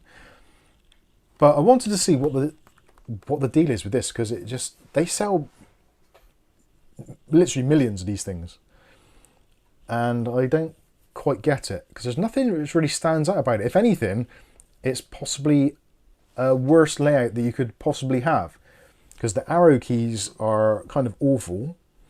The whole thing is kind of condensed. The top row of keyboards is really narrow, so it's kind of like, it's almost like a 95% keyboard, so they've shrunken it down. For gaming, it'd be awful if you use the arrow keys. Thank you. So yeah, I wanted to do a review on this, see what it's all about. It feels like there's nothing actually in there, because it's extremely light. I reckon they might have just sent me some toilet paper or something in there. But that's always useful. We've got a few questions lined up again. Okay, questions. Let's try and scroll and not scroll too far. Ugly Bob says, I've used Power Automate with my Office 365 subscription and automate a lot of the reports I produce during the day. What used to take 2 hours now takes 10 minutes, and I love it. What is Power Automate? I've seen that a few times on my add remove programs list, and I have no idea what it is for. I assumed it was something to do with power management, but clearly it's not. Truck fan question, have you ever got a computer virus? Yes, I think it would be somewhat miraculous to not get one these days, whether it's a virus or a Trojan or malware. I think it's very easy to do. To be honest with you, Fan's gone, by the way. since I stopped downloading key cracks and CD gems and stuff like that, it's been a much better experience, I must say. I know there's a lot of people out there which they love their downloads, their key cracks and all that kind of stuff, but it is one of those things where you are kind of dealing with the devil and you never know exactly what you're going to get. And I remember very, very vividly back in the day on things like Kazaa and LimeWire and all those sorts of programs. And if you wanted to trial a game, that was the kind of only way you could do it back then, because you couldn't really download them from the website. So if you wanted to try a game first of all before you buy it, then that you could download a copy. But then you'd get the no CD cracks or the keygen cracks and stuff. And it was just like, oh man, this is just horrendous. Luckily, I think at the time, Kazaa used to have a thing with a filter in, so it would download the file first, then tell you it had a virus in it. Or you could look at people's comments and it said, oh, this file contains such and such. So, yeah, those were bad times. I'm so glad that I don't do it anymore. I think that is the trouble. Piracy, I kind of understand it and I get it. And I'm not going to say I condone piracy, but I'm not going to say that I don't understand why people do it as well. Because it's very much, it's not a black and white thing. There's various grey areas which do have to be taken into consideration for lots of software. So yes, I'm not going to say I suggest you pirate your stuff, and I'm not going to say that you should pay full price for stuff. Ultimately, it's down to the individual. Do whatever you... CD keys. Yeah, do whatever you're happy with doing. But all I will say is, if you are downloading hooky software, hooky programs, downloading movies, music, whatever it is, there's always a chance that someone is going to embed something into that file or into that program which is going to turn around and bite you in the ass later on. Get something for free. Yeah. Unless you're the product. Yeah, there's just some people that see it as a way of getting something, and it may be something like pretty like non-threatening, so it might be just like something that's running in the background of your PC generating bitcoins for someone, which isn't like, yeah, it's annoying, but it's not the end of the world. But then you can get stuff which is going to completely send all of your banking details, all of your login data and all that to a third party, which is clearly quite catastrophic. So I think in this day and age where a lot of stuff is done on your computer and online, especially like banking, PayPal and all that kind of stuff, the days of piracy are becoming more and more numbered, or becoming a lot riskier. Ben says there, if it's free, you are the product. Yep, that is often the case. David Andrew says, I've written a virus called the Irish Death. After 5 minutes, it deletes itself. You're really far behind. William says, question, I was wrong about the dates. Can I blame it on my strong beer? You can. That is not a problem. David can question Mike and Kath. Just got my Co-op Orange discount sticker bargain of the week. Colin the Caterpillar cake, £1.20. Can you beat it? That is good. We did get some cakes. I think we even did have a Colin the Caterpillar one time. I think for the same sort of price. Yeah. But it was really handy because it was Angel's birthday, wasn't it? Got cakes was George's birthday. Yeah. Angel's birthday. But that is an impressive deal, because I think Colin the Caterpillar cake is normally like 9-10 quid, isn't it? No, I don't think so. He's quite a cheapie, isn't he? I don't like him much. Kath's fussy, she don't like that shit.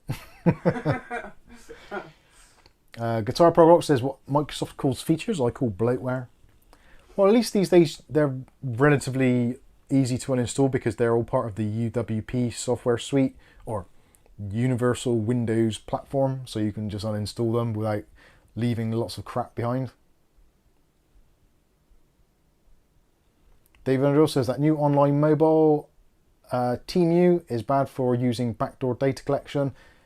Yeah, TeamU is one of those things where it's just so obvious that it is like not entirely what it pretends to be. Because if they're selling things for like, that are normally like £100 for £1, clearly they're making money somewhere. Bit like your loyalty cards in supermarkets. Yeah. Mick Wood says Windows AI is just another ruse to get you to use Bing. I refuse to use Bing. Bing search engine, I'll say it again, is the worst search engine in the world ever. It's quite nice, it's quite pretty, and it's informative, and there's a lot of nice things actually on the Bing homepage. But in terms of actual search, for me at least, it just brings up, literally it will bring up spyware. So if you can try it for yourself. If you use Bing, God help you, but search for something like hardware monitor or CPU-Z. The top listing is for spyware for both of those programs. How does a search engine do that? Other than the fact that it's heavily influenced by whoever wants to pay the most money for an advert. Now that isn't how a search engine should work. A search engine should bring you actual proper results, which is so bizarre seeing that Microsoft are behind all this stuff of like factual information, all that kind of nonsense, but yet their search engine is full of fluff. It just makes no sense at all. And actually, what was the other one? I tried it again recently, just on the off chance. What was I looking for? I was looking for, was it Unigine Heaven? It was either Unigine Heaven or it might have been 3D Mark or something, one of the benchmarking tools. And again, the top result was for basically a spyware site. And you click on it and it actually come up with the Microsoft warning about, do you want to go to this page because it's dodgy? It's like, but it's top on your listings, you idiots. So yeah, I won't be using Bing in a hurry. And even with a Chromium core to it, it makes no difference.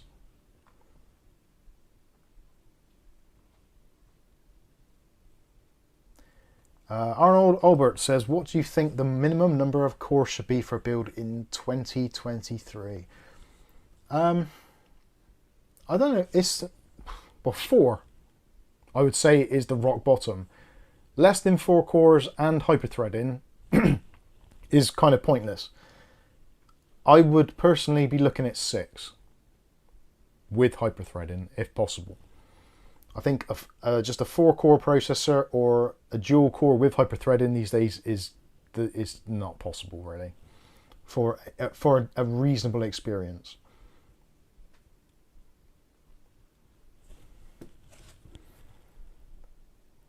Rick says I probably won't go past 10. I quite like Windows 11. It might get to the point where I don't like it anymore, but in terms of using a computer, it for me is more intuitive than OS X or Linux whenever I've tried them.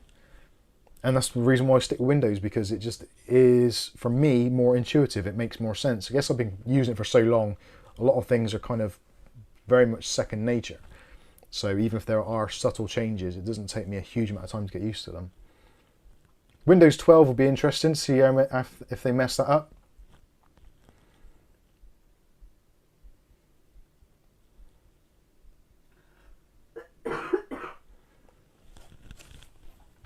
Cheers, JB. You're probably long gone. Oh my god, that was ages ago. Oh no. Just scroll to the queues. I'm trying to. Stop it. Oh, I've gone right to the bottom now. If you've got a question, put it in again.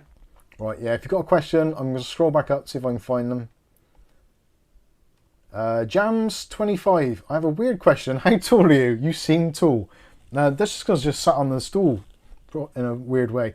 It depends as well what country you're from. There's going to be some countries where I would be a giant amongst men. But in the UK and most other places, I'm probably not so much. I tend to fluctuate between 5'9" and 5'10". I would say if I probably measured now, because it's been a long day and my back's knackered, I'm probably closer to 5'9". But you do find your spine contracts during the day, especially if you're a fat bugger like me. So yeah, about 5'9", 5'10".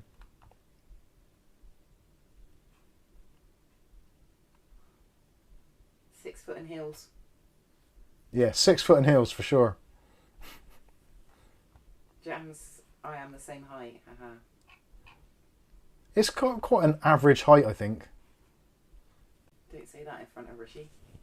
Just because I'm a bit chunky, so if you see me, I look shorter than I am because I'm just like a stocky little Churchill,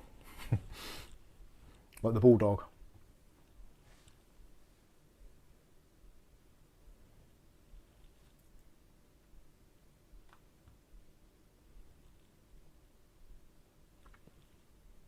Where did I get to? Truck fan says full of faff, more like full of faff, yes. Fluff faff. G-Zone 2.0 says, hi Mike, how you doing? Lipo says DuckDuckGo. I've not tried DuckDuckGo. I think Kath used it for a while, didn't you? I used it for a while, but I think that's compromised as well. Yeah, DuckDuck. If you look at DuckDuckGo and look at who actually owns DuckDuckGo, I think the rest is kind of self-evident, really. I'm not going to say too much on that. Matthew Day says, I'm waiting for the next step in the YouTube ad blocker war. Ad blockers, I have not used an ad blocker on my PCs now for many, many years. I don't think I have since probably a good 7 or 8 years. I have dabbled, actually tell a lie, I have dabbled in one not so long ago. And it didn't seem to do much for me in terms of... The trouble is with ad blockers is because I consume content on YouTube on various devices. It's not always going to have the ad blocker on it. So if I use my iPhone, you need a different ad blocker on there than what you would if you're using like a Chromium browser on your PC. And then if you're using like a YouTube app. And then it blocks things because I'm logged in too. It blocks my stuff. It is a little bit problematic. I am getting to the point where I am seriously considering getting YouTube Premium, but it's too expensive. So even though we could technically claim it back, because it would actually, saying that actually, going back to Dave Aiken's question earlier on, what was the one thing, a piece of tech which would make my life quicker, then it would be YouTube Premium, because then I wouldn't have to spend time watching adverts when I'm searching for information or researching a product. So yeah, I think that is the one thing which would make my life quicker. But quicker ain't better, is it? Well, it is when you're waiting for me to get ready, just going to get some stickers on the shop. Good is. You still got your cake in there? Cake in where? That pumpkin pie haircut fruit cake. No, I have that. Oh, did you? You fat bugger. Truck fan says 14 cores here in me 13600K. Great. G-Zone says, sorry coming in the stream late, was playing Fortnite. Don't blame you. I quite enjoy Fortnite, even though I am a slightly elderly gentleman now. I still do enjoy Fortnite, it's quite good. Dave Under says, Bing, Yahoo and all the other wannabe search engine all use Google licensed technology. Google patented search engines. That was their first product. There was other search engines that came out before Google, and I think unless they may have bought the rights from some people, but I know AOL had their own patent for web search technology, although they probably sold that when it became Time Warner. Well, when Time Warner bought AOL.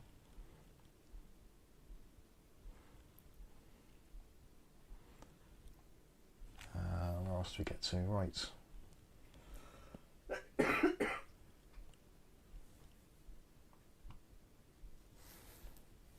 Lipo says, I thought height measurements are metric in the UK. No, the UK is a very funny country when it comes to measurements, and there are a few other places that do it as well, but we mostly use imperial. Builders definitely will try and use imperial where possible. Our cars will use imperial because we do miles per hour. Our weight system is generally in stones and pounds, ounces and all that kind of stuff. Young people seem to do kilos. Younger people generally tend to do kilos. I think that's probably because what they're brought up with in school. and they tried to do the metric system there. But I would say it's pretty much a split. If I'm doing PC stuff and I'm doing like reviews and I'll say, how big is this CPU cooler? I'll be like, well, it's 160 mil. And with computer stuff, I generally always default into metric, which I think computer manufacturers generally default straight into metric. Like, you look at a CPU cooler, they will basically all say the sizes on the side, and they'll be like, what is the size of it? And it'll be like 155, 160, 180, whatever it is, whatever the thing is, it'll be millimeters. Very rarely do they include the imperial measurements as well, which is odd. But yeah, in the UK, like if you went to view a house and you said what size is the room, they'll be like, oh, it's 12 foot by 18 foot or something. I think they usually do meters. Do they? I think so. Okay, I may stand to be corrected there, but I'm not 1,000%. builders would I'm generally... sure we had to convert it into feet. Yeah. Builders seem to do it for some reason. I guess builders, because they've been doing it for so long, and like timber sizes, like 4x2, 6x2s, that sort of stuff. Whatever the shop sells it in. Yeah.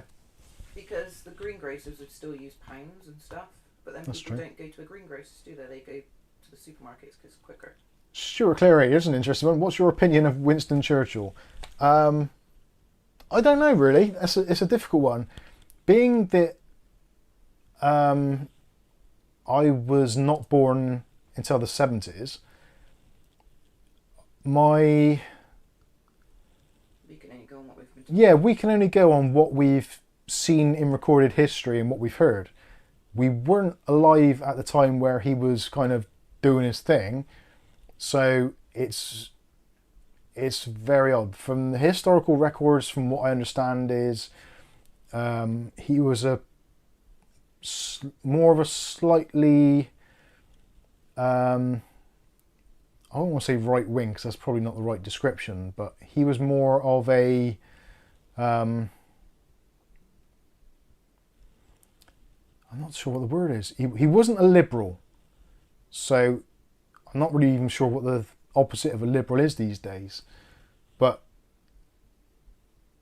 from what we understand as well, he possibly had a drink and or drugs problem, and was known as being kind of one of those people that just got the job done whatever, and didn't really take into account things like the human cost or consequences, just had an objective and went for it, which is why he was, I believe he was put into the position of Prime Minister during wartime, because there's like, right, we need a wartime Prime Minister, who's the best person?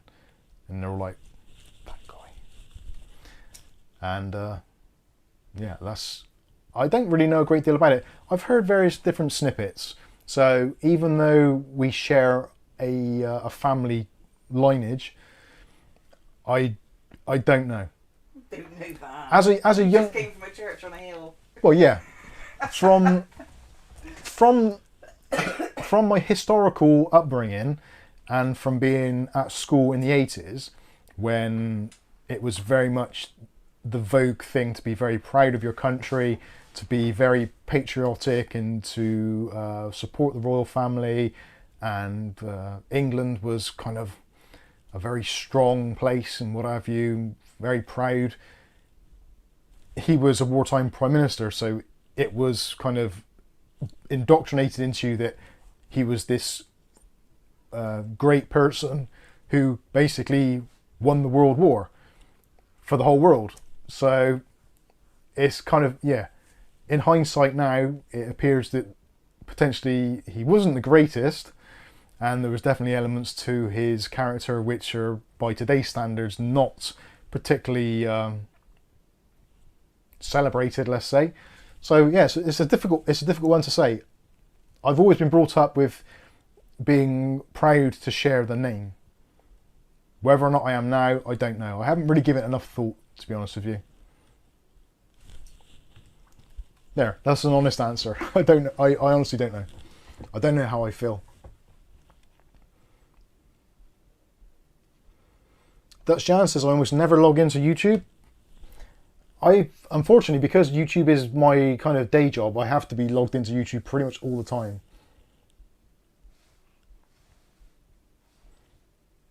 Truck fan's got his cat called Gucci on top of his feet. Oh. Nick Barnes says Fortnite is the only game I am good at. I actually quite like Fortnite because I can quite often finish in the top 5 on a solo game. Quite often in the top 3. It's when it gets to the end one-on-one that I struggle. Right, I'm going to grab my cup of tea in a minute. Truck fan's off again. Cheers again, Truck fan. Has he still got the squits from last week? I don't know. Was that the squits? While Bill's in. No.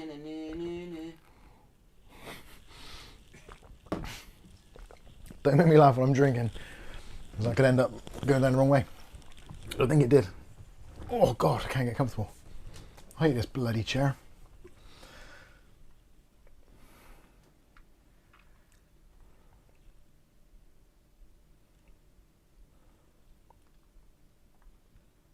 While Bill says, about measurements, one strange fact is that aircraft refer to the height ASLK in feet, i.e. 37,000 feet, but in China ATC use metrics, not feet, so pilots convert it back to feet.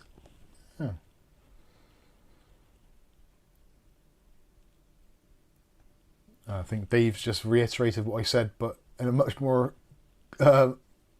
quick way. During a time of panic and fear, I think he was the right person for the general public at the time. Lots of controversy around what he did, but someone to look up to is powerful during wartime. William Bodie, does everyone in the UK stand up to sing a song together once a year? No. Never.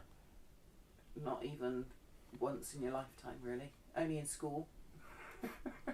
Stuart says, wow, Mike, you're such an honest person. That's why we love you. And that is why a lot of people hate me as well, because I'm way too honest. Sometimes, much to my detriment, when people ask me something. Especially when I'm in the shop on a Sunday.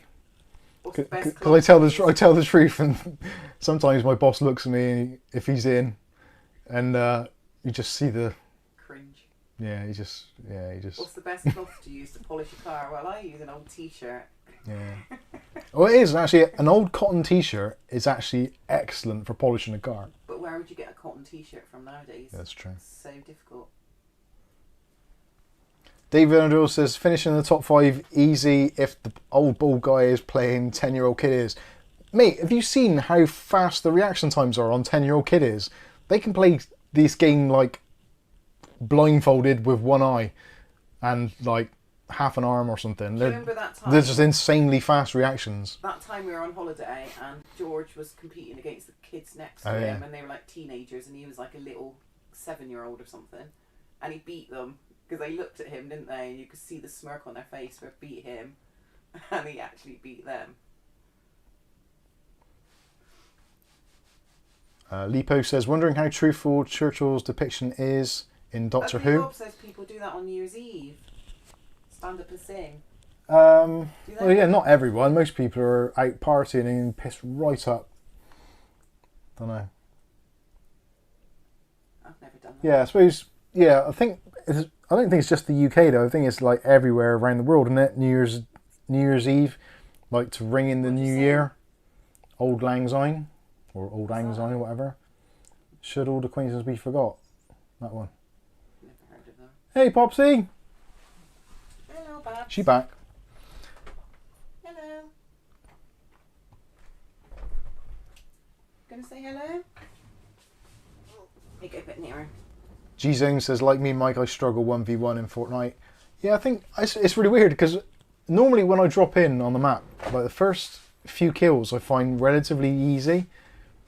And then I generally tend to kind of hang back a bit. Which probably is the worst thing to do. You should really be kind of keeping yourself going active all the time. Anyway.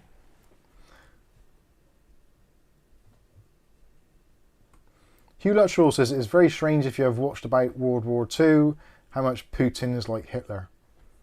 Actually, yeah, I do well, I don't really want to say it because I don't want to get myself in. All right, yeah, I don't want to get into trouble.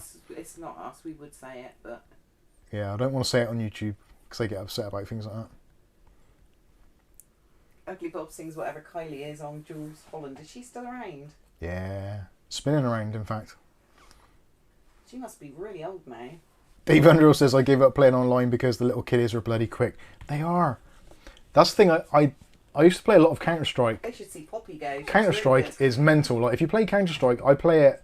I don't know what it is from my Steam account, but whenever I play Counter-Strike, this may be a global thing for people in the UK. Please let me know if you play Counter-Strike. But it seems whenever I go in, I'm always entered into a server where I do not understand anything they're saying. I'm not sure whether it's Russian, Ukrainian, Latvian. I don't know what the language is. It sounds over there somewhere. I'm not sure where. It's somewhere definitely south of Gloucester. And I don't understand it. But I go there and they sound like they're about 10. And the next thing I know, we've started the round. I picked up my weapon. Dead. So I don't even know where that came from, let alone hear it or see it or anything. I'm just, okay, I'm dead then. Wait for the next round. Oh, Nick Brown says you can play with the voices muted. Yeah, you can do that. I haven't worked out how to do that. I should do that. You should. David Egan sounds like you've entered a northern server. It could be Geordie. It could be. You never know. I think I would probably understand them a little bit. VM Video 50, how you doing? Yeah, it's a very strange one sometimes. I used to really enjoy Counter-Strike, but it's got to the point where the players become so competitive and so twitchy that unless they do some form of like skill balancing, it's really hard. I get, maybe they do. Maybe I'm just rubbish. There is that potential. It's in settings, turn off chat. Ah. Thank you, Nick. I might try that. Make a video. I quite like it because it's quite entertaining. So I have no idea what they're saying. It's really like all this like high pitched kiddies screaming at each other, and then they come out with it. Someone was watching a porno the other night in the background. Yeah. Then they throw in the old cuss word, and it's like, oh, I understand that one. I think cuss words generally tend to be quite universal. And puta, I think one of them said as well. But I don't know. Could have been anything. They could have been saying pot noodle for all I know.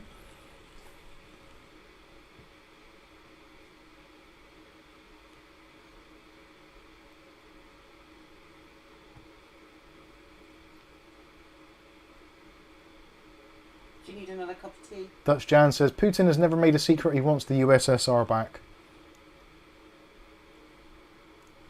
I honestly couldn't tell you what the USSR is.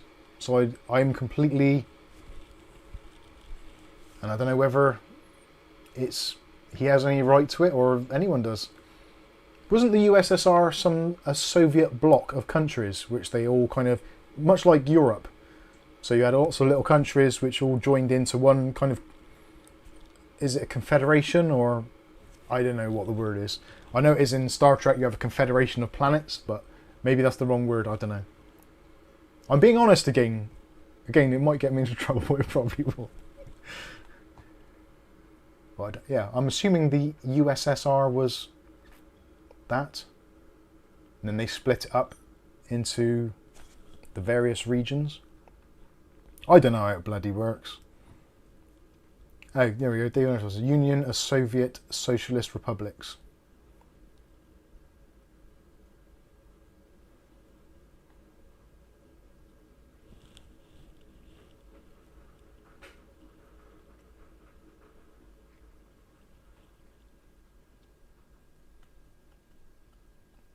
Okay, I'm not sure if I understand it, but I probably never will.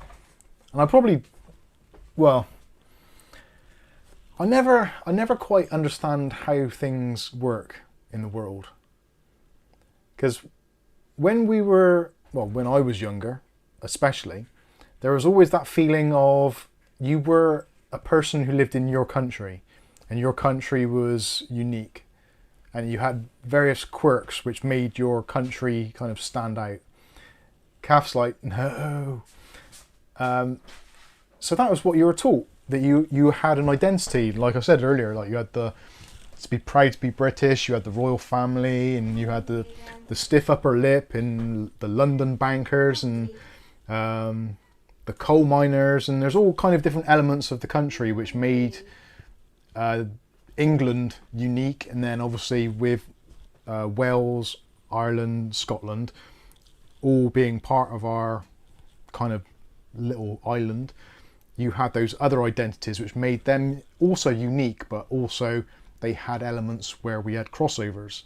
Whereas in the 90s, especially when kind of cheaper flights and housing and stuff came around, people would go and fly to other countries and experience that and think, oh, actually I quite like this. And then you get expats, so people would go and live in other countries and try and live their kind of slightly English lives in another country, and vice versa. And then you get immigration, where people come in to England because they want to experience what England is like, and they've seen from the films and James Bond and what have you, and they think, oh yeah, that looks fantastic. And then it's kind of, everything's just mismatched into one whole thing. So these days, especially with the World Wide Web, the internet, and global policies and globalism, everything is kind of just the same now. We're all basically the same, I think. What's Kath doing now? So anyway, that is where I stand on it. I don't really care if there's countries or religions or whatever. It's just people. We're all people, ultimately. Not everybody's going to get on with everybody, which is always the way. And the larger the world becomes, and the more countries in the world, and the more we intermingle, obviously we're going to fall out more as well. Put your foot in Grandpa's tea.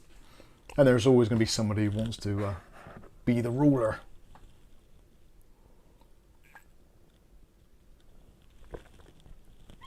Alejandro Moreno, hello from Spain. I have a question.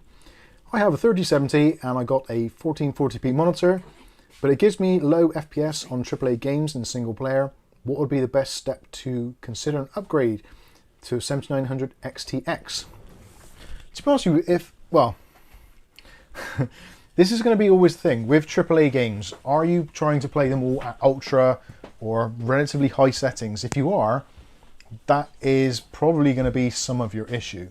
I've used RTX 3060 Ti and less than that, even the 5700 XT at 1440p at sort of medium high settings on a 1440p monitor, and generally always getting between 60 to 100 and, anywhere between 60 and 160 FPS. So it's possibly going to come down to your settings. It could be a combination of things. It could be just the slightly out of balance system. More times than not, it's going to come down to your quality settings. So maybe just dial them down a little bit. I know AAA games more recently are getting harder and harder to run. And also, you do have to bear in mind that the 3070 probably only got 8 gigs of RAM as well. So you may find that with some games, especially with higher textures, even at 1440p, you might be getting a little bit close to the limits of your VRAM. Again, another reason to turn down some of your in-game settings. Yeah, Ugly Bob has basically just kind of reiterated what I said there.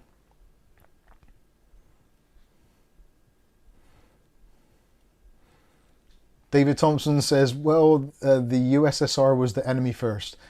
I think there's been enemies long before the USSR. If you think about it, I'm pretty sure from history, this country, the UK, was a slave country for was it the Norwegians or something? Or the Vikings or something along those lines? I'm pretty sure that the UK was basically, we were used as slaves by the Vikings, I think. I'm pretty sure that is the case if you go back far enough. So there's all been, at some point or other in history, there's always been a ruler and someone who's not been a ruler. I don't think it's unnatural. I think it's just the way that things go from time to time. Yeah, David Aiken says everyone is an enemy to the other side. It's a subjective term. Yeah, I would imagine very much so. Like if you went to Germany during the World Wars, the people of Germany clearly thought that we were the enemy. Much like we thought they were the enemy. Who's right? Who's wrong? It's all a matter of perspective. Regardless of what happens, it's all down to your sense of perspective on it. Nick Barnes says Vikings, now known as IKEA.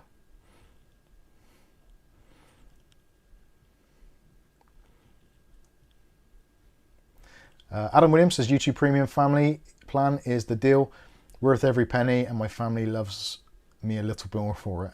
Oh, that's nice. So Alejandro is on a 9900K. So the 3060 Ti probably would benefit from PCI Express Gen 4.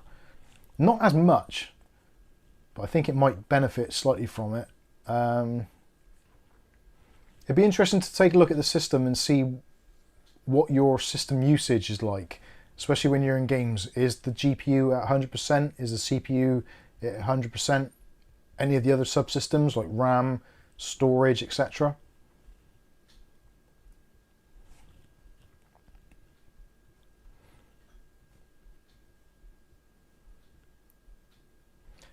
David Thompson says, I was responding to the comment that USSR was our ally in World War II. USSR was on the Axis side at start of war. Yeah, that's a good point, yeah. Yeah, I completely forgot about that. Yeah, so the whole global thing is very tricky, and there's so many sides, alliances, allegiances, and half the time it's people that just have got nothing to do with it, just getting involved in saying their thing, and it's like, just stay out of it. It's not your problem. Let the people figure it out. But then sometimes you need, if there's a playground scrap going on, you need the teacher to come over and split them up. As long as the teacher does split them up and doesn't just give them knives each. That's probably a bad idea. You can probably see where I'm going with that one.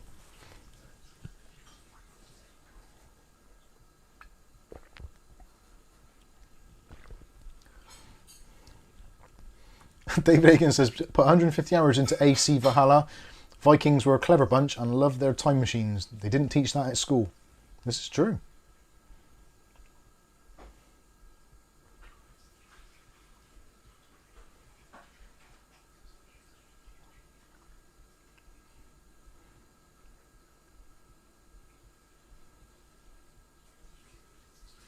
Dutch Jan says something very pragmatic actually. There has been war for as long as there have been humans.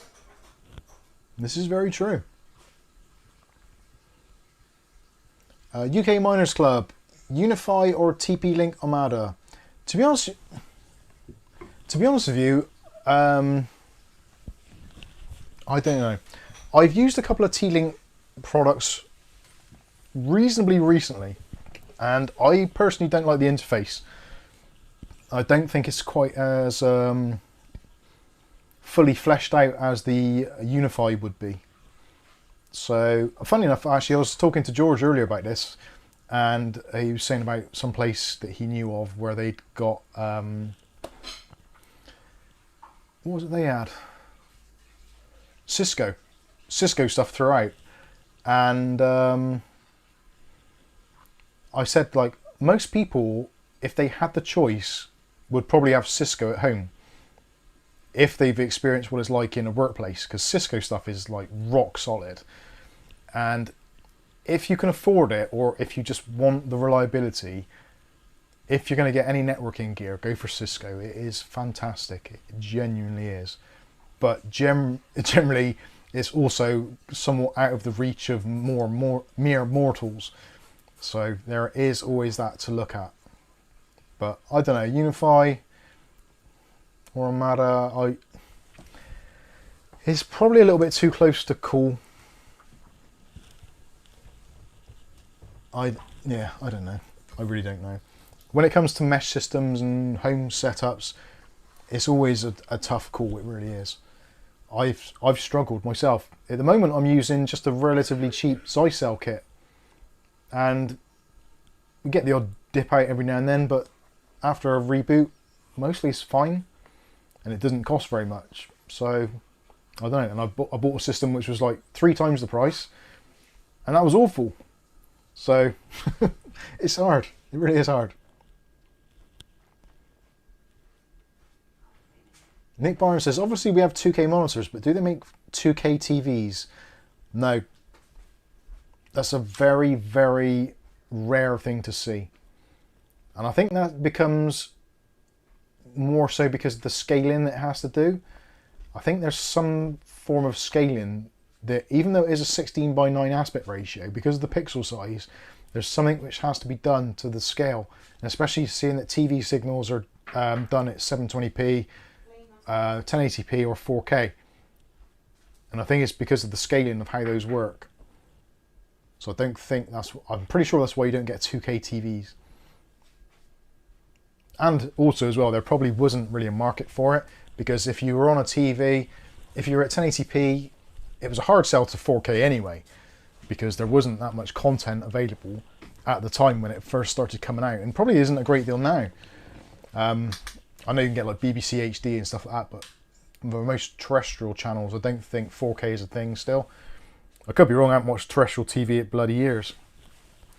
But yeah, I think the upsell from 1080p to 2K is too close, and most people probably wouldn't see the difference, so I think that's why it went straight to 4K and they kind of skipped 2K.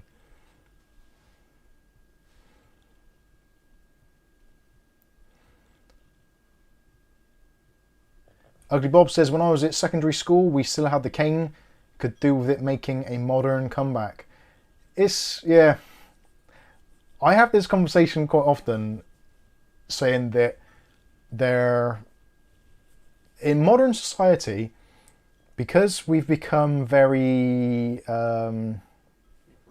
liberal, I guess is the word for it. It's not really the right word, but it is in the true sense of what being a liberal person is. We've become very lenient, and we've become very understanding, and the idea of liberalism is even if there's a problem, you try to see what the problem is and try and address the problem, or make allowances for the problem. It's literally, you're being very straight down the middle. You're not being harsh, you're not being soft, you're looking at all angles. But I think, yeah, I think where a lot of it falls down is you can be caring, you can be compassionate, and all those things, but it gets to a point where, especially young children and young adults, generally, I feel personally, I could be completely wrong, but I think that most young adults would probably agree, after they've grown up, that they could have done with more supervision or deterrence when they were younger, to prevent them. Because that's the thing, children and young children, even babies, they need to have boundaries set, as do adults. You need to have a boundary, because if you don't have a boundary, you basically will do whatever you want, and you find some people that take advantage of that, and that is why they end up in prison. But when you're young in school and stuff like that, you don't have those deterrents. It's like, oh, you'll get a detention. They're like, yeah, whatever. It doesn't matter. You get suspended. Great. Let's sit and play on their computer.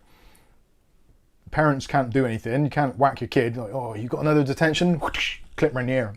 Not allowed to do it. So for young people, there's no real deterrent other than them wanting to be a better person.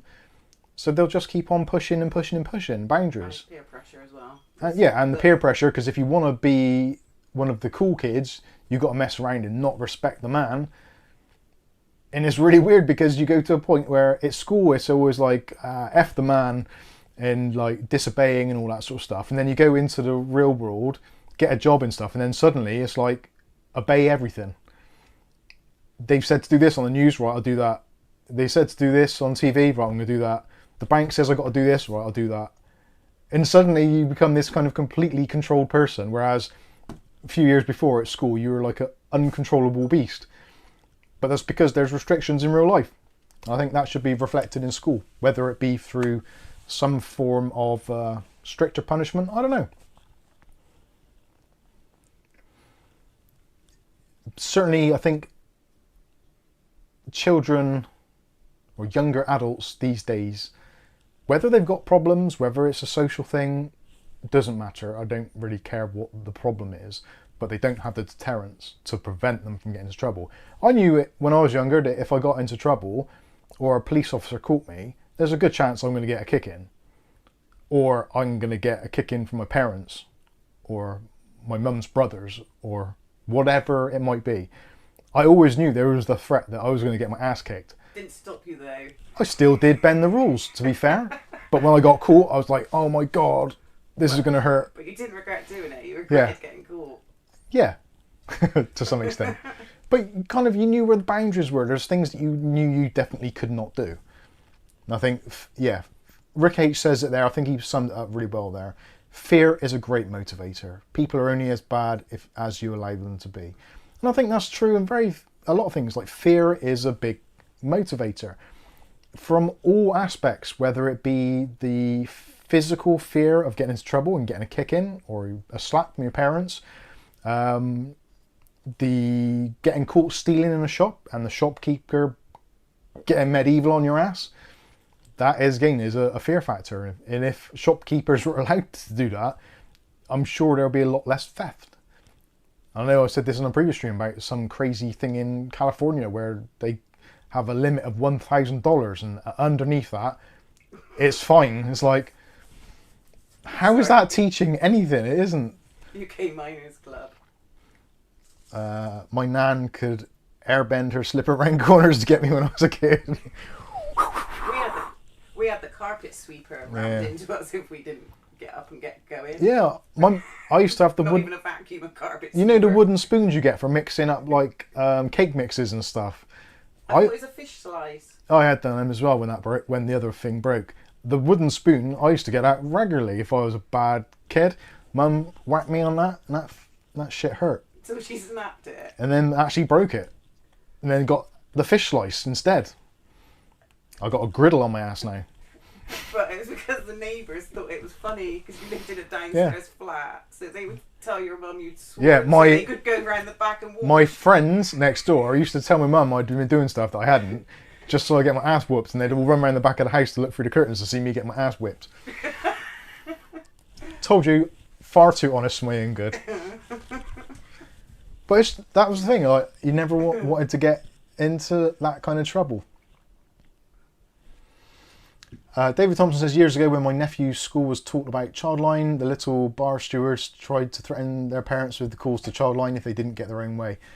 Again, fear is a great motivator in both sides. So for an adult who's grown up with that fear thing instilled in them, they don't want to have Childline called in case the police come round to your house or social services or whatever. So then they have the fear of letting the kids do what they want because they actually are afraid of something happening, whereas the children are using that against them to get their own way because they don't have the fear.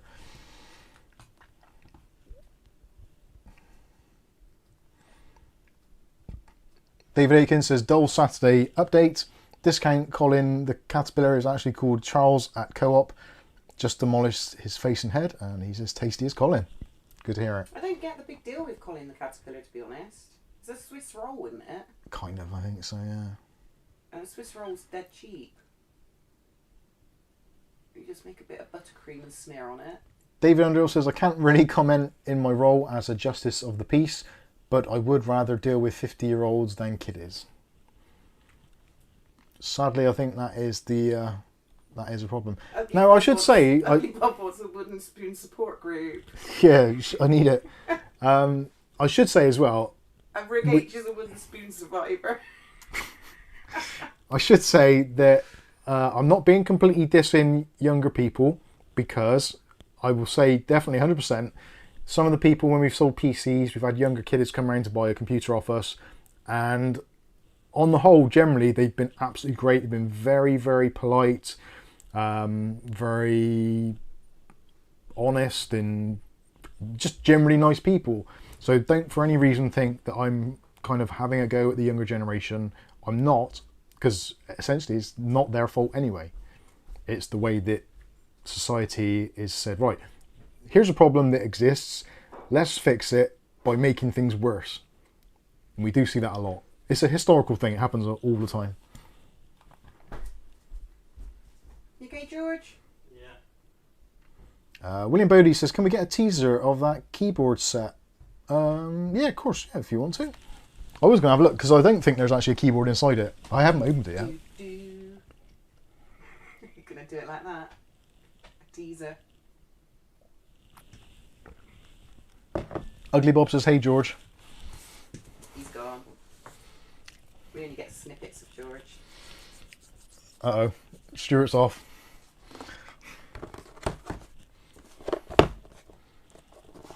Right, let's have a look. Oh, it is actually sealed. Sealed. Not sardined.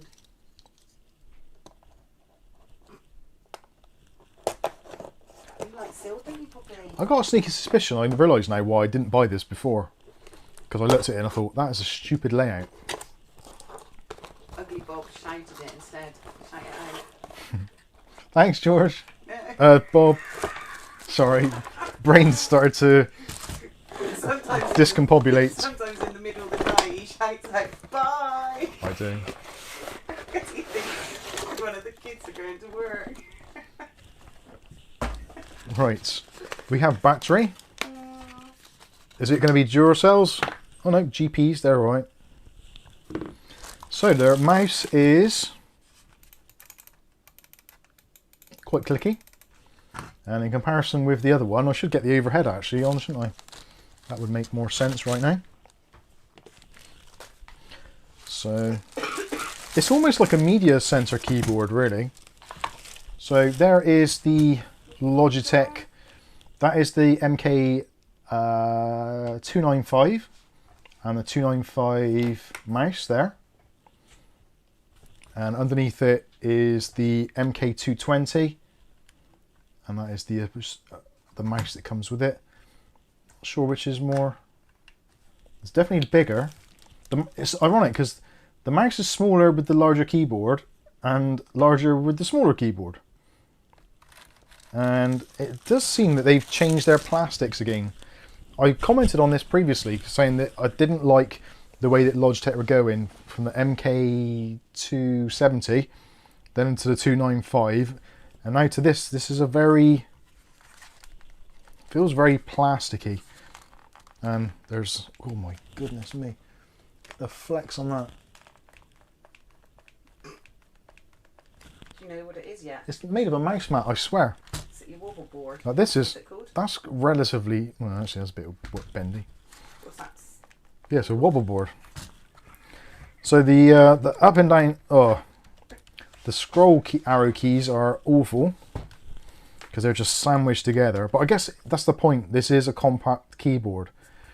And that slides down. So there's your battery tray there. And I'm guessing there should have been a dongle in here somewhere. Doesn't appear to be one. Okay. Let's let's revisit the dongle situation. Where is the dongle going to be hiding? Where do we think? It's got some feet on it as well. God, that is so tacky. Right. Where's the dongle? In the mouse? Ah, no, it is in here.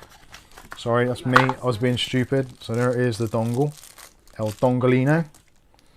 Does that have the unifying logo on it? It doesn't appear to. So no, it isn't a unifying dongle. It's not, but Ugly Bob said that hours ago. Oh right, cheers Bob. Yeah, it's not. It's a bit chunky though actually, considering the dongle for the other one. Grab it. But it's, So it's Kieran chunkier. that is, yeah. Trust me, I'm the bigger bender. Hey! That is Because when the keyboard was bending, he's like, Yeah. that bends harder than me. there's so many contradictions in this whole design. It's not a very coherent design. So, full-size keyboard, tiny size mouse, tiny size dongle, normal size mouse, big dongle, compact keyboard. It's almost like it should be that. That should be a set, and that should be a set. Look at the colouring as well. Can you notice the colouring? So this is like almost like a satin matte black, almost jet black, whereas the previous stuff here is like a grey. That K780 keyboard you have should have a unified receiver in it. It has. You're absolutely right. Yeah, that is. Yeah, that says multi-device on it, and it has got the unified logo. Device, and it has got the logo on it. I can't see that.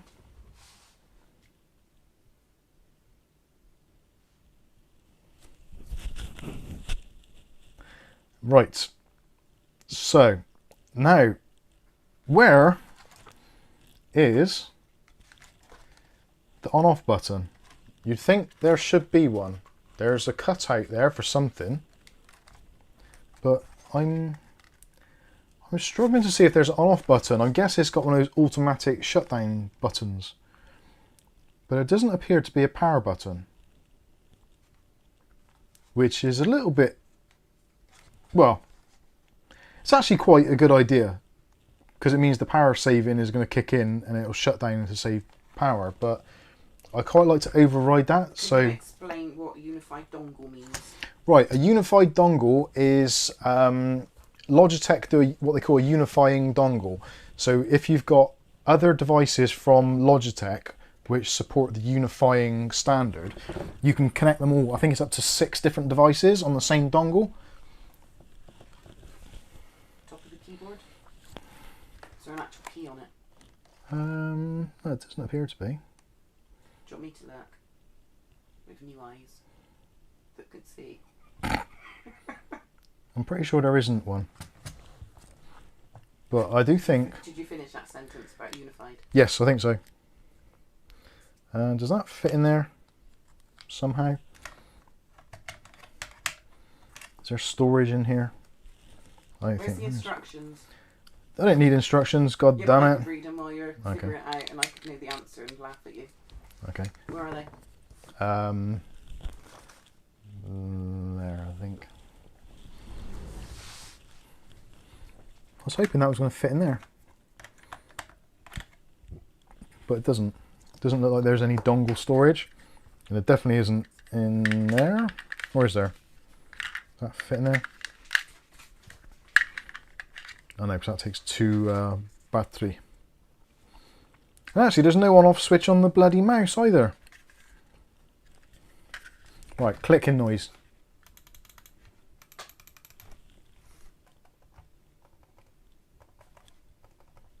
Silence. Clicky. Middle mouse. Middle mouse. It is not a children's product and is not intended for use by children under 14 years old. Oh dear. So no Fortnite gamers. If they eat the keys. 14 years, mind. Not months. Top of the keyboard to you, sir. Thanks, Kath. Does that cause latency when gaming? Does what? The unifying dongle or?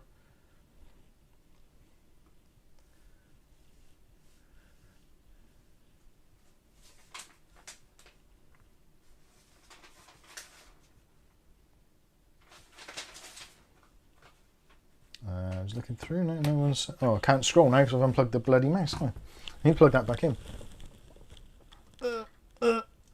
Can't reach. Too old.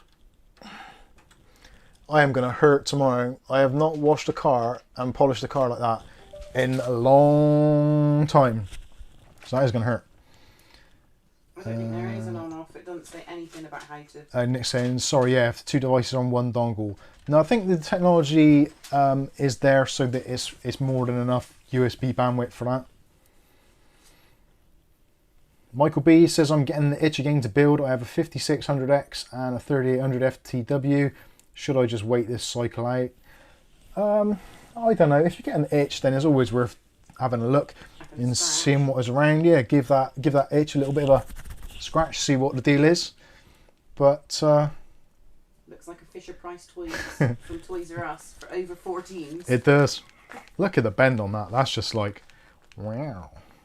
At least if you sat on it, if you left it on your sofa and you sat on it, it's not going to hurt you, is it? Because it's that massage pillow we've got. That breaks your back, doesn't it? Bend it like Kieran. Why does the caps lock sound weird? Listen to that. Look. Different tone altogether.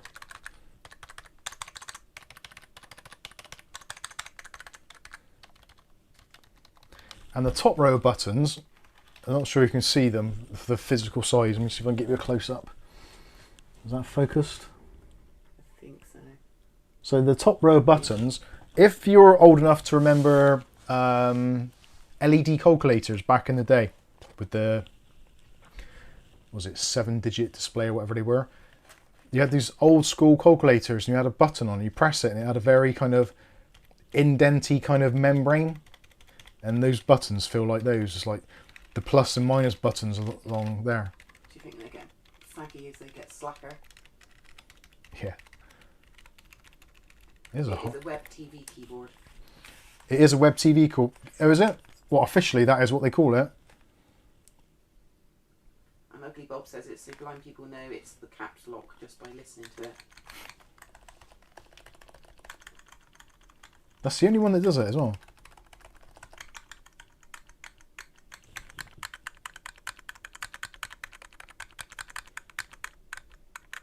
Feels like it's loose actually. Yeah, it's got a lot more wobble than any of the others. At the moment this is $16.99. So it's in terms of money spent, it's actually not too bad, but look at the build quality. Oh. You could get a box of soaps for that. I don't like those. Actually, I didn't show you before. Look at the arrow keys. They're so jammed together. It's like a laptop one. It's horrible. Half buttons. Half heights.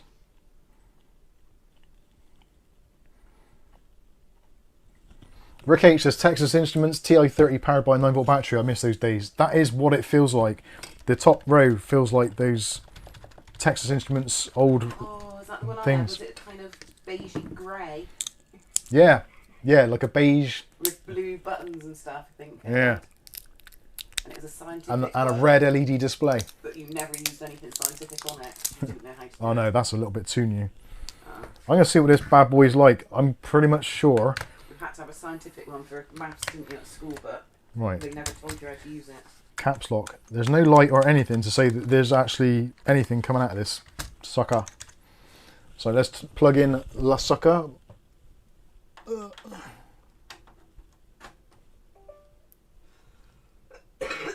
Oh, and there's no light on the dongle either.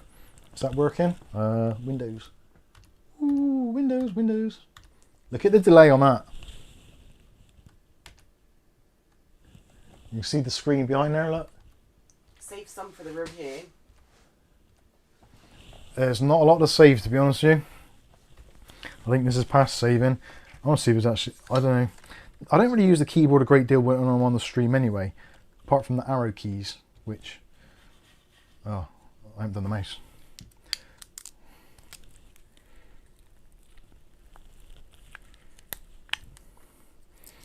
Nick Barnes is this a cheap brand? Well, Logitech are one of those weird brands. Well, not weird. I thought it was quite a top brand at one point. Logitech are very much a kind of, yeah, like they're like a mainstream brand. They've been around for a long time. They do some really good stuff, and they do some. Oh yeah, the weight of that's heavy. With the 2 AA batteries in there, that is like a bit of a weapon.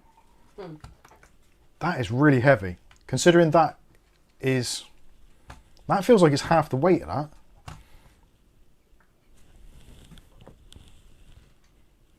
that. That is heavier than a cup of tea.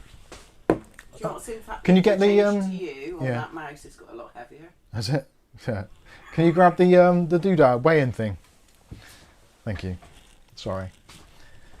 So yeah, is it a cheap brand? Well, this is cheap. This is quite cheap to purchase, but it's not really a cheap brand. Logitech are quite a premium brand, and some of their high-end stuff, like the Lightspeed stuff, is like proper full-on gaming gear. Quite expensive as well, and they do some of the better switches on the market as well. Next, oh sorry, Logitech. I know very well. Assumed it was a cheap kit. Right, I'm going to see how much this is. Is that on? You might have to hold it to reset it. Okay. Sorry, I turned it on. Resetting. Right, let's try the.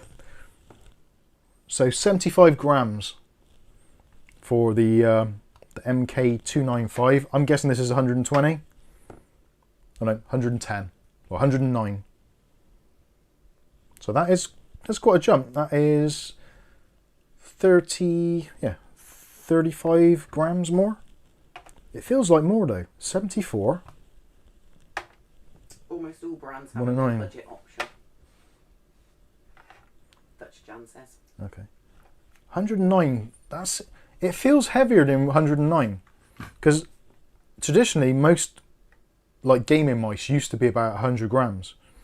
And it wasn't until quite recently that they dropped down to like the 70s. 70 actually was classed as ultralight at one point. And in fact, there we go. The TechWear Exo was marketed as a, they call it ultra lightweight? No, just gaming grade, like 69 grams. And that was with all the holes in it.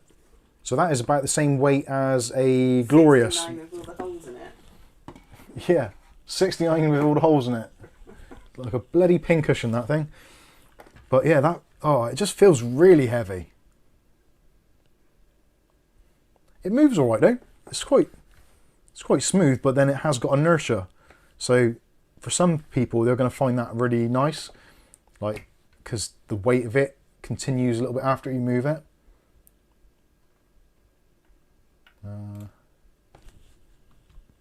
Yeah, it's not too bad.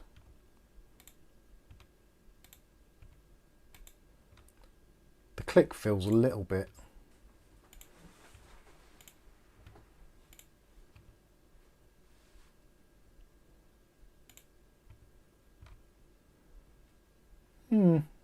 Yes, not too bad. I'm not sure whether I would quite like the fact that it doesn't have the power buttons. Like for me, for streaming, whenever I finish a stream, I put the wireless keyboard and mouse, and it's always like, right, turn that one off, stick it underneath, and then quite often when I start a stream, something's not turned on, so whether it's the keyboard, the mouse, the microphones, as you saw, it could be anything. So it's just one of those things you don't really have to worry about. You don't have to worry about the batteries not being okay because you've accidentally left it on overnight. Although saying that, there's been numerous times where I've left these on. And the cats walk on them. And I've just left them on for like a week and come back and it's like, oh, it's still left on. So they do have their own power management features anyway. Can you use the new mouse with the old keyboard? Good question. No, no, you'd have to use your unified dongle from the no, they've all got to be unified. Yeah, if the device supports Unify, you can program it into the unified dongle.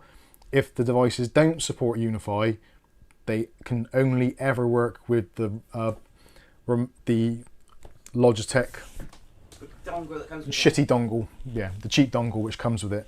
Because when we worked at the BBC, we used to order in like a bunch of these so that people could control the computers offset whilst there's stuff going on set, obviously like remote control. And we'd number them up, so it'd be like keyboard 1, mouse 1, PC number 1, etc. Dongle 1. And you'd get them back, they come up to the end of the episode or whatever, and they'd go like, well, there's your keyboard and mouse. It's like, oh, did you get the dongle? What's that? And you can see the confusion is like that kind of, did I fart?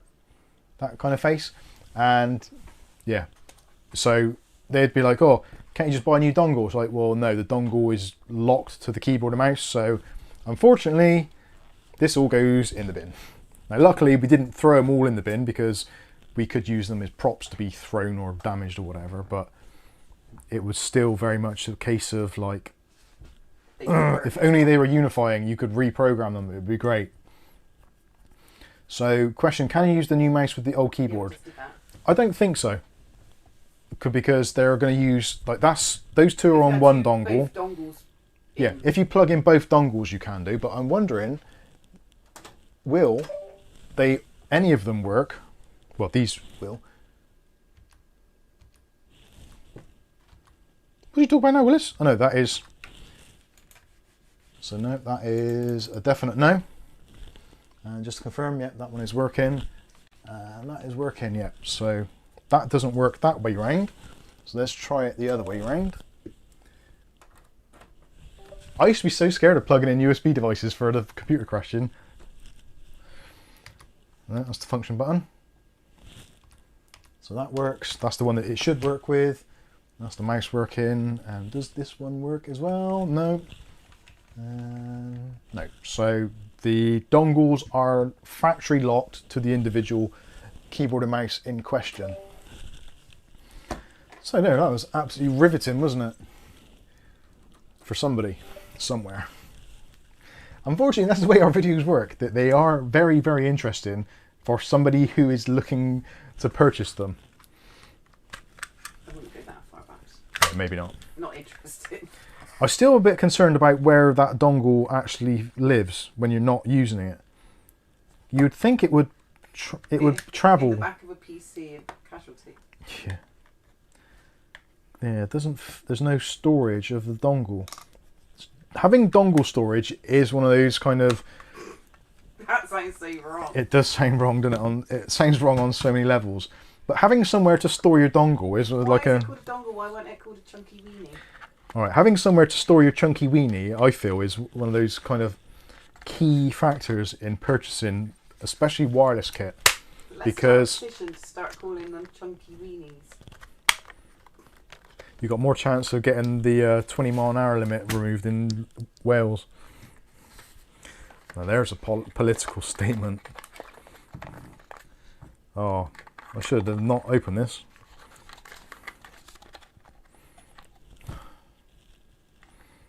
Regrets. I have a few. Most of them based around this bloody thing. Because this has dongle storage actually in the mouse. Which is good. I wish I'd have read the reviews. Michael B says, I will alert the media. Dongles don't always work with other products. This is true. It's not exactly world news, but I think a lot of people don't realise it. Well, we know this because we've experienced it firsthand. If only they were AI. Imagine that, an AI dongle. It'd be like, well, no, you're not the right keyboard and mouse. An AI keyboard. You don't want to write that, you want to write this. Yeah. That's not the news. This is the news. Right, how does this fit? Oh, this is just a world of hurt. Don't forget this. Oh, that was the sound of things going wrong. Right, listen. La la la la la, it's all fitting in there lovely.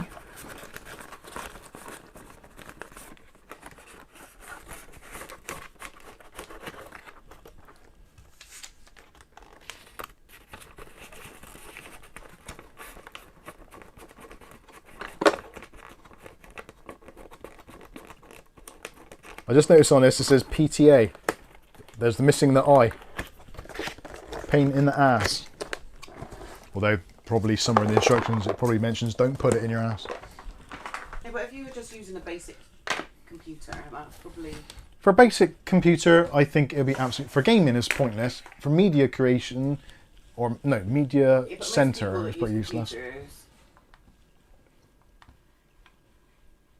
Well, I don't suppose people do use computers much now, do they? Like, unless you are a gamer. Yeah, that's true. David Underhill, says a universal dongle that worked with all brands would be great, but no one is going to sell one. Yeah, it's a shame actually, because that would be quite good, wouldn't it, to have a unifying dongle on the 2.5 gigahertz bandwidth, which is what they generally all tend to be. I'm sure you could make software, and I suppose, yeah, because that's the trouble. You want the dongles to be small and convenient, much like the nano dongle, which Logitech have come up with, and most other mice manufacturers do. Let's take, for example, this is one that was sent in by Mr. Bodie, and even this, cheap and cheerful, I'm guessing, I don't know, it's mini dongle. So it's not a difficult thing to do, and also onboard device storage. Yeah, I suppose in offices and stuff they would use those sort of keyboards, wouldn't they? Yeah, quite possibly. Although saying that, most offices won't go with wireless keyboards and mice because A, they're going to get lost, B, they need batteries, and C, they're more expensive than wired ones. So there's so many reasons why offices won't use them, which is why I don't understand why it's such a good selling mouse. I just don't understand it. There's no keyboard and mouse set. There's no real logic to why it's any better. Like this, personally, the Silent Touch I would say is probably the better option because it's got a full-size keyboard, which most people are used to the layout. It's got physical on-off buttons. It's actually got media control buttons separate. The function keys are the normal size. It's a far superior setup, in my opinion, and actually generally cheaper. So yeah, it's going to be an interesting one. There's no doubt it's going to be one of those reviews where people get upset, go, I got one of those, it's bloody brilliant. Harry K. Wait, isn't Bluetooth the universal dongle standard? Kind of. Yeah, you can. There is costs included in it, so they don't really tend to use it that often. And Bluetooth generally isn't as good as 2.4 gigahertz. There's a little bit more latency. Look, Bluetooth is getting better. Bluetooth 5.3, I think, which is the latest iteration, is actually like pretty much bang on. But some of the older stuff is slower and not as reliable. and Joseph Nicol. Joseph Nicol. I'm not a gamer. I'm not a gamer and I use my workstation every day. Good. But I'm just thinking, like when I said people don't, unless you're a gamer, you don't really have a PC, but more people have laptops now than PC towers like they used to. I don't know. I think that the desktop PC is still very much the kind of the biggest computer use case. Do you think? Because you think like BBC, for instance. Yeah, for that in workplaces maybe more so, but yeah. In people's homes. Yeah, I suppose in. But then I suppose working from home. Don't know. I would say in homes is probably a split. Most, I would argue. Well, let me know actually in the chat if you're someone. Yeah, that's true. Yeah.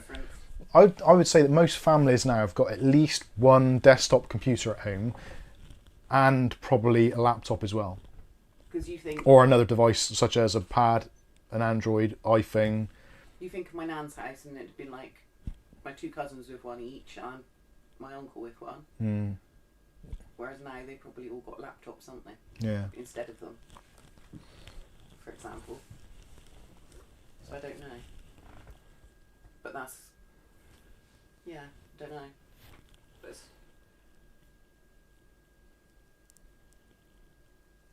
Harry K says 73% of Intel sales are mobile CPU. Yeah, but that is... You shouldn't really confuse that with like laptops, because the bulk of Intel's business comes from SoCs that are built into all kinds of things which are classed as mobile devices.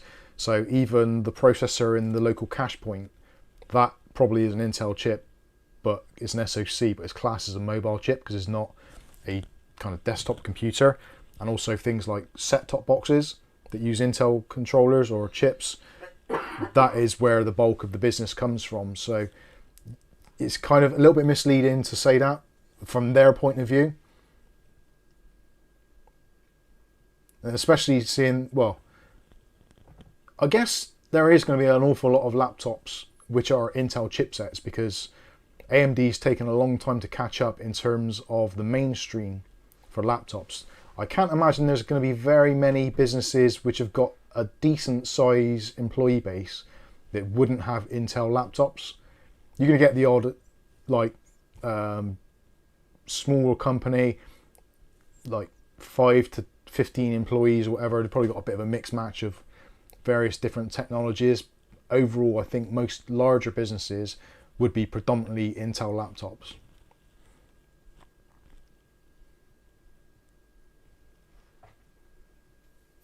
Michael B looks around. I am knee deep in e-waste, but I am a collector. Ugly Bob's got 3 PCs and 2 laptops.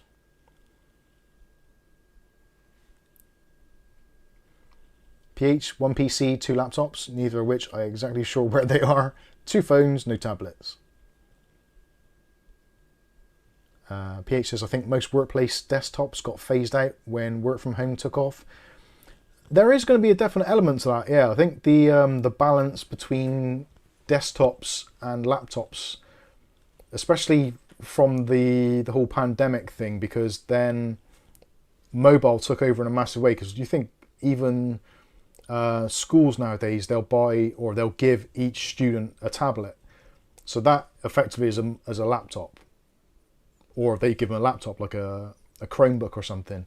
So if you look at how many children are in education, what's that, 30 children per class, maybe 7 classes.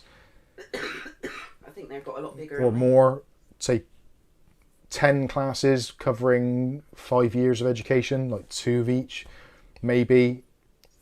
It's like 300 units per school. That's a big increase in sales. And also when businesses bought them as well for work from home, I don't think many businesses would have bought a desktop PC over a laptop. Let me know, if you work for a business where they made you work from home, did they supply you with a laptop? Did they supply you with a desktop? Or did you end up just using your own devices? Let me know in the comments. I'm actually genuinely interested to see what the outcome of that is, because I would imagine most businesses, if it's all possible, they would get you to use your own home computer and just connect up to their stuff via VPN or something. Or a lot of businesses now tend to run things via apps. So whether it's a URL, a standalone application you can install or whatever, I don't know. So as it gets into problems, we've got map drives and shared networks and stuff, that's where it gets a bit tricky.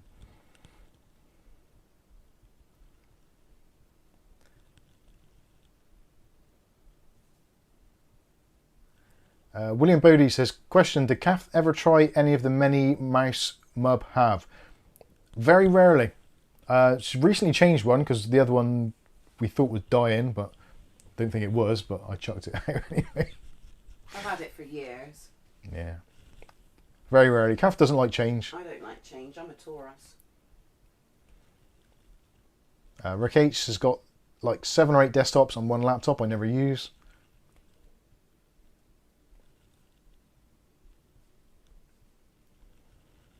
Dave Vanderbilt says most popular CPU used currently is the Intel 8051, or one of the many clones. They are embedded CPU in SIMs, bank cards, smart cards, billions used yearly.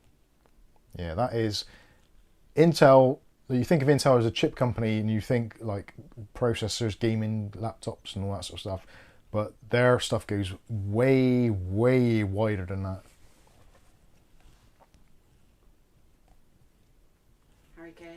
Harry K, do you have a recommendation for a silent TKL mechanical keyboard with red or brown switches?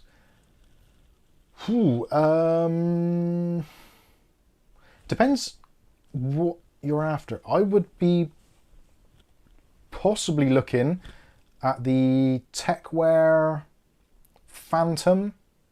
I think it is Techwear Phantom 87. That with the red Otomu switches, or you can have brown switches. I think they do cherry browns as well. But the Techwear Phantom range are actually not too bad. Are they silent?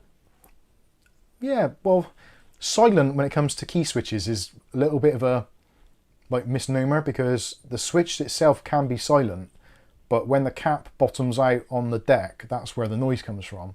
So you don't necessarily always get noise in the switch itself, but you get noise from the clacking of the plastics meeting plastic, which may not be... Actually, where did I at? Did I have some spare key switches? Yes.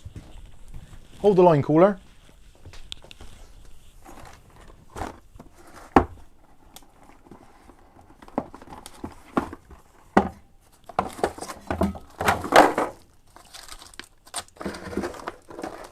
Oh, I knew getting this out would be a bad idea, especially as soon as I got to pack it all away. Ooh, that's nice. Didn't realise it came with that. Damn.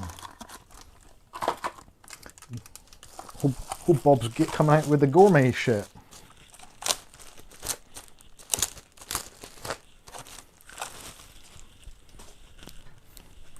Right, here is an example. This is the KT68 Pro from Ugly Bob. I'm going to have to turn the lights on now so people can see it. The RGB overload keyboard. So this has got, actually, is that still connected to the PC? No, Bluetooth's turned off, excellent. So these are silent switches. So here are spare switches which come with the keyboard. So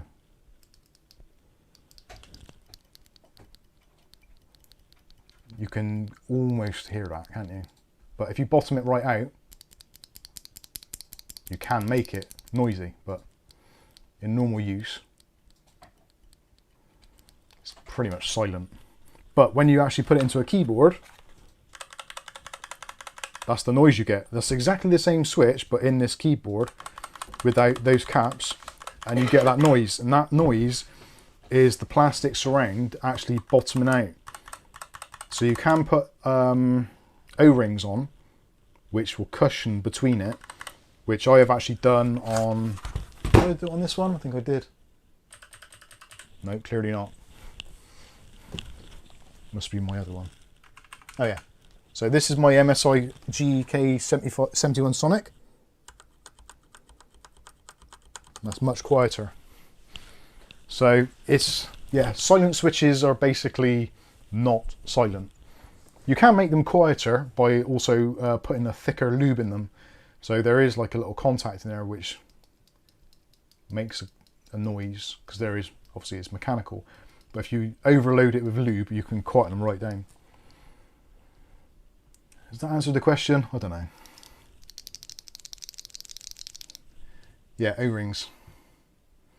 Oh, that will make it a little bit quieter. And also, it stops that bottoming out, which some people don't like. I don't know. Sometimes I do. Like for me, if I was using that on a night time when Kath's watching something, she'd be doing her nut. I don't do my nut. Well, she wouldn't do her nut. She'd just go... I just turn my stuff up and up. Tristan G says, I have 2 desktops, wife 1, son 1, 2 laptops in reserve, and other stuff, Steam Deck. Wife has a Switch, Xbox, too much tech, oh, and Alexa is in the house as well. Never mind. Good old Alexa.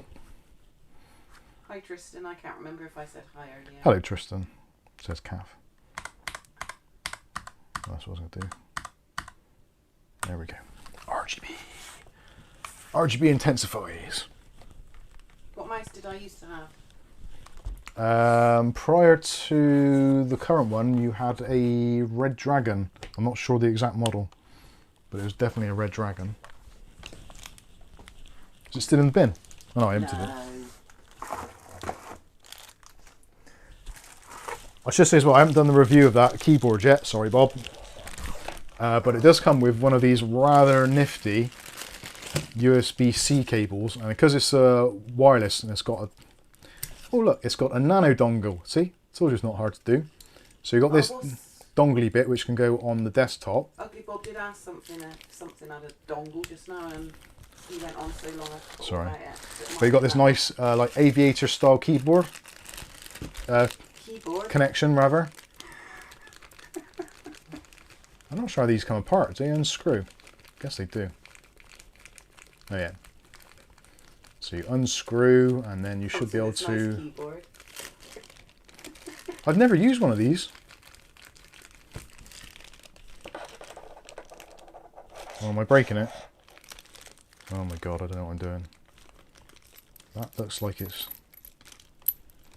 Is that supposed to undo or come apart? Oh god. Tell me I haven't broken it, Bob. Oh, I've broken it, I think. Can you show how silent the mini Razer keyboard is? Yes. Don't be climbing on that stool. Oh, calf, I fucked this right up. Can you have a look? I think that's got to push back into there, but I don't want to break it. You what?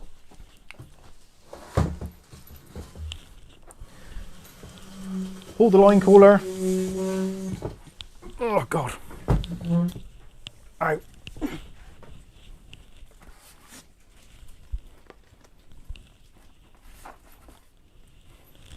And actually, that gives me a good opportunity, because I've actually got my O-rings on there, because I think I did the Huntsman, or I was about to do the Huntsman. Can't remember if I did or not.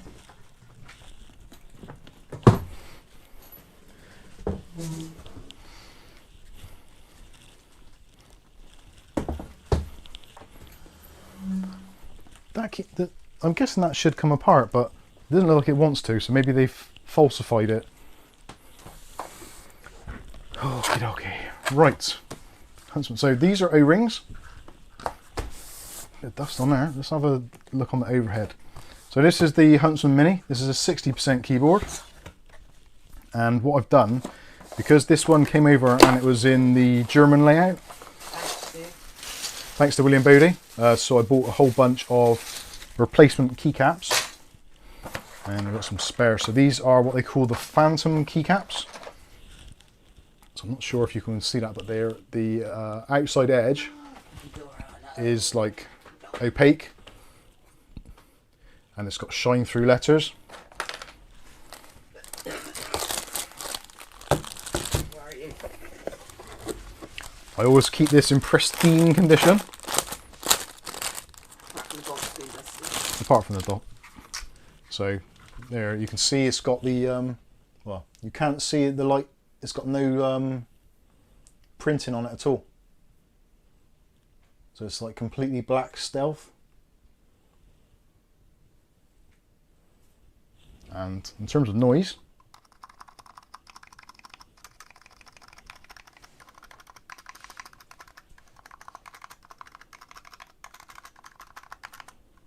some of those do need lubing a bit. Where's my... Let's have my cable so you can see what it actually looks like.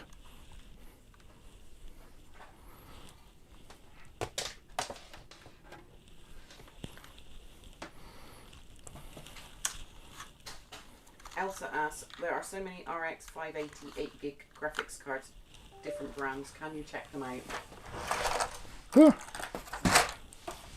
So that's what it looks like when it's illuminated. Come on, focus, darn it. I hate this camera. Thank you, Elsa. Elsa, have you got your own card company? Because Elsa make cards. So there you go. There's a shine through. You can see the when the keyboard is lit up, you can see the legend. So these are letters which will never ever wear off, because physically they can't. You see there's a lot of RGB going on there. But when you turn the lighting off, you see there is no printing on them whatsoever. So yeah, you'll never ever lose the font on them. And for some people, like Aletta, it'd be perfect because she touch types.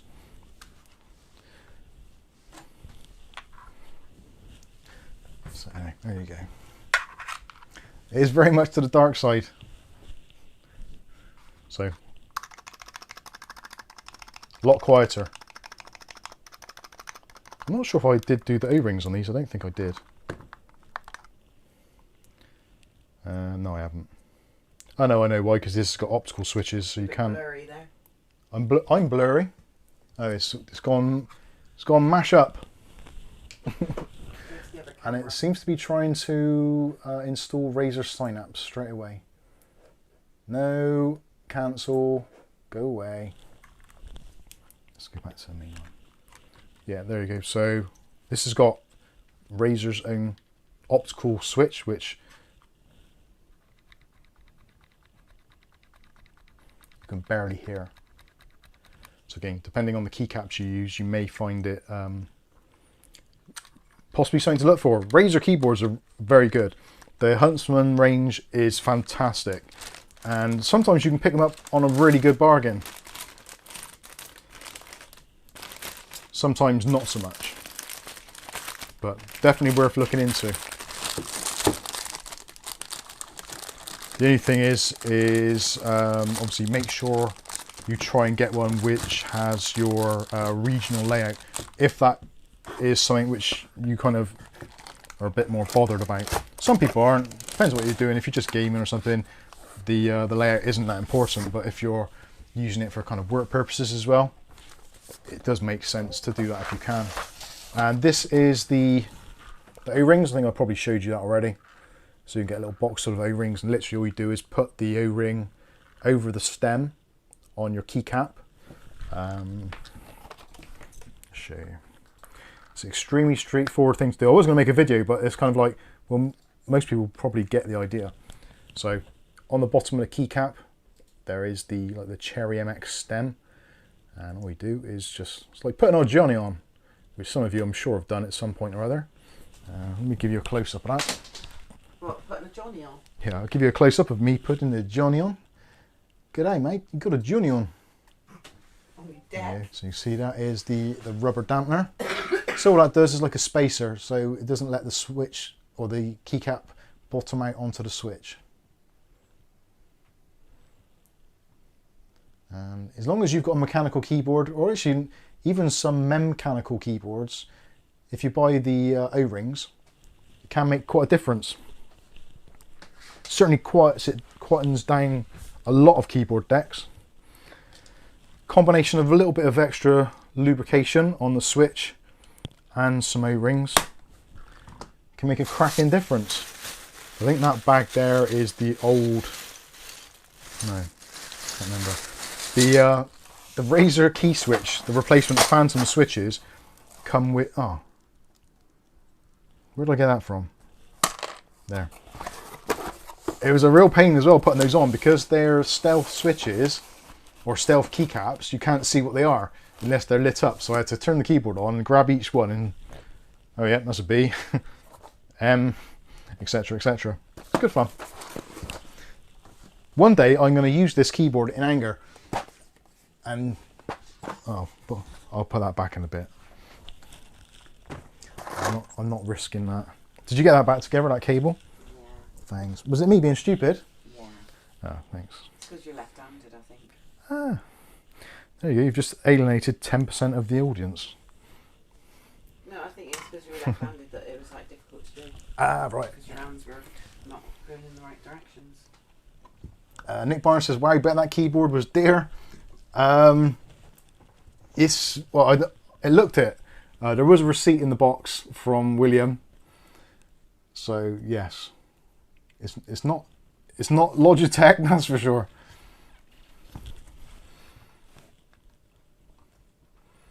Viali says, "I like the noise from mine. Asus TG K7. I like the K7. I nearly bought the K7. The K7 is the mechanical version of the K3, I think, isn't it? Am I right in saying that? It's the Asus Tough Gaming. I had the M3 mouse. I wanted to use it with that.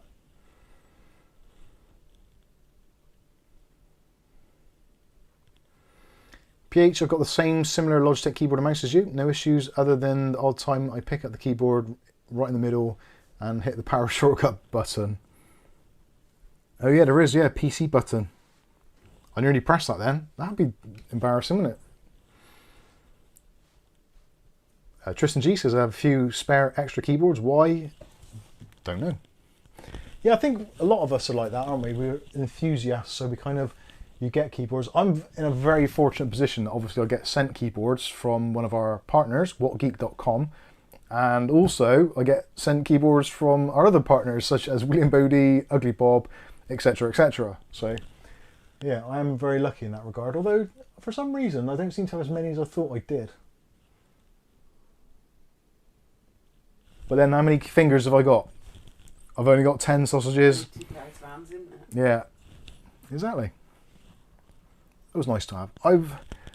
I would like at some point to build my own custom keyboard, but then I ultimately find that I would probably be worse at finding my own keyboard like style than buying one or trying them on Amazon and then sending back ones I don't like.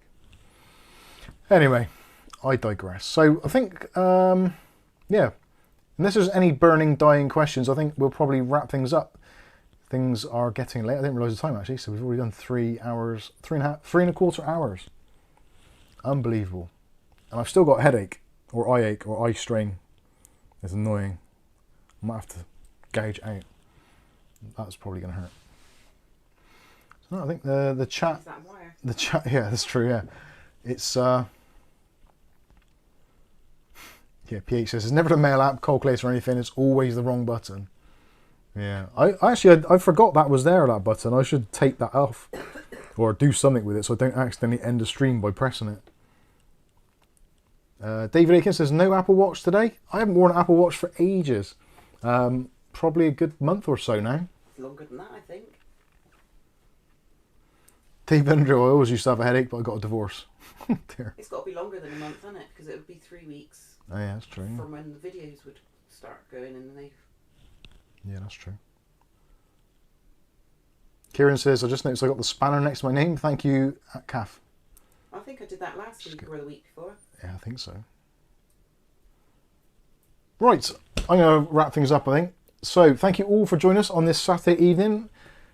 Yeah, it wasn't planned to be like this at all, because it wasn't planned. So it turned out exactly how it was. So hopefully you've had a good time and you've enjoyed your Saturday evening. If you have, smash the like button. And for those of you that are listening to this on the podcast, please feel free to leave a note, a comment. Always read all your comments. Most of them anyway, at least the ones that we get notified of. Bloody YouTube. So yeah, leave a like, leave a smile, and yeah, I think that should wrap things up. Thank you all so much for your super chats and all your kind words and that. And donations. Even those of you that don't like send a donation, or you're not on Patreon or members or whatever, just your continual support in terms of actually watching the videos and liking them and sharing your thoughts on them. It's very much appreciated. And hopefully it's only going to be a couple of months now until we hit 100k, which will be pretty exciting. Looking forward to getting the play button. Don't know why. Never really bothered about it before, but now it's kind of like, yes, I want that play button. I definitely want it. Anyway, thanks for watching. We'll see you in the next video. Have a fantastic rest of your weekend. And as always, if you want to speak more with the community here of Mike's Unboxing, head over to the Discord and head into the chat. Although obviously, being that it's a Saturday evening, there's some people that will be drinking more heavily than others, so try not to get anything too much started. I know it gets all quite political, and it's things. Adults, when they've had a drink, you know what we're like. We say things that we don't always necessarily mean and potentially regret the next day. I know. Might not be here next I know. week. Oh right, okay. Enjoying your week. Yeah, enjoy your break, etc. And yeah, I think that is going to be it. So I'm gonna. Is this actually working still? It is fantastic. So yeah, smash the like button if you haven't already, and we will see you in a new video on Monday morning. Say goodnight, Kath. Don't put me on the spur. I don't put you on a spur. That's what cowboys wear on their trousers and on the back of their boots. Like that man in Asda. Yeah, make like a tree and get out of here. You gonna say goodbye? Bye. There you go. She loves you all, really. Right, it says here end stream, so I'm going to click end stream. Good night, everyone, and take care, and we'll see you next week or Monday morning in the next video. Thanks for watching.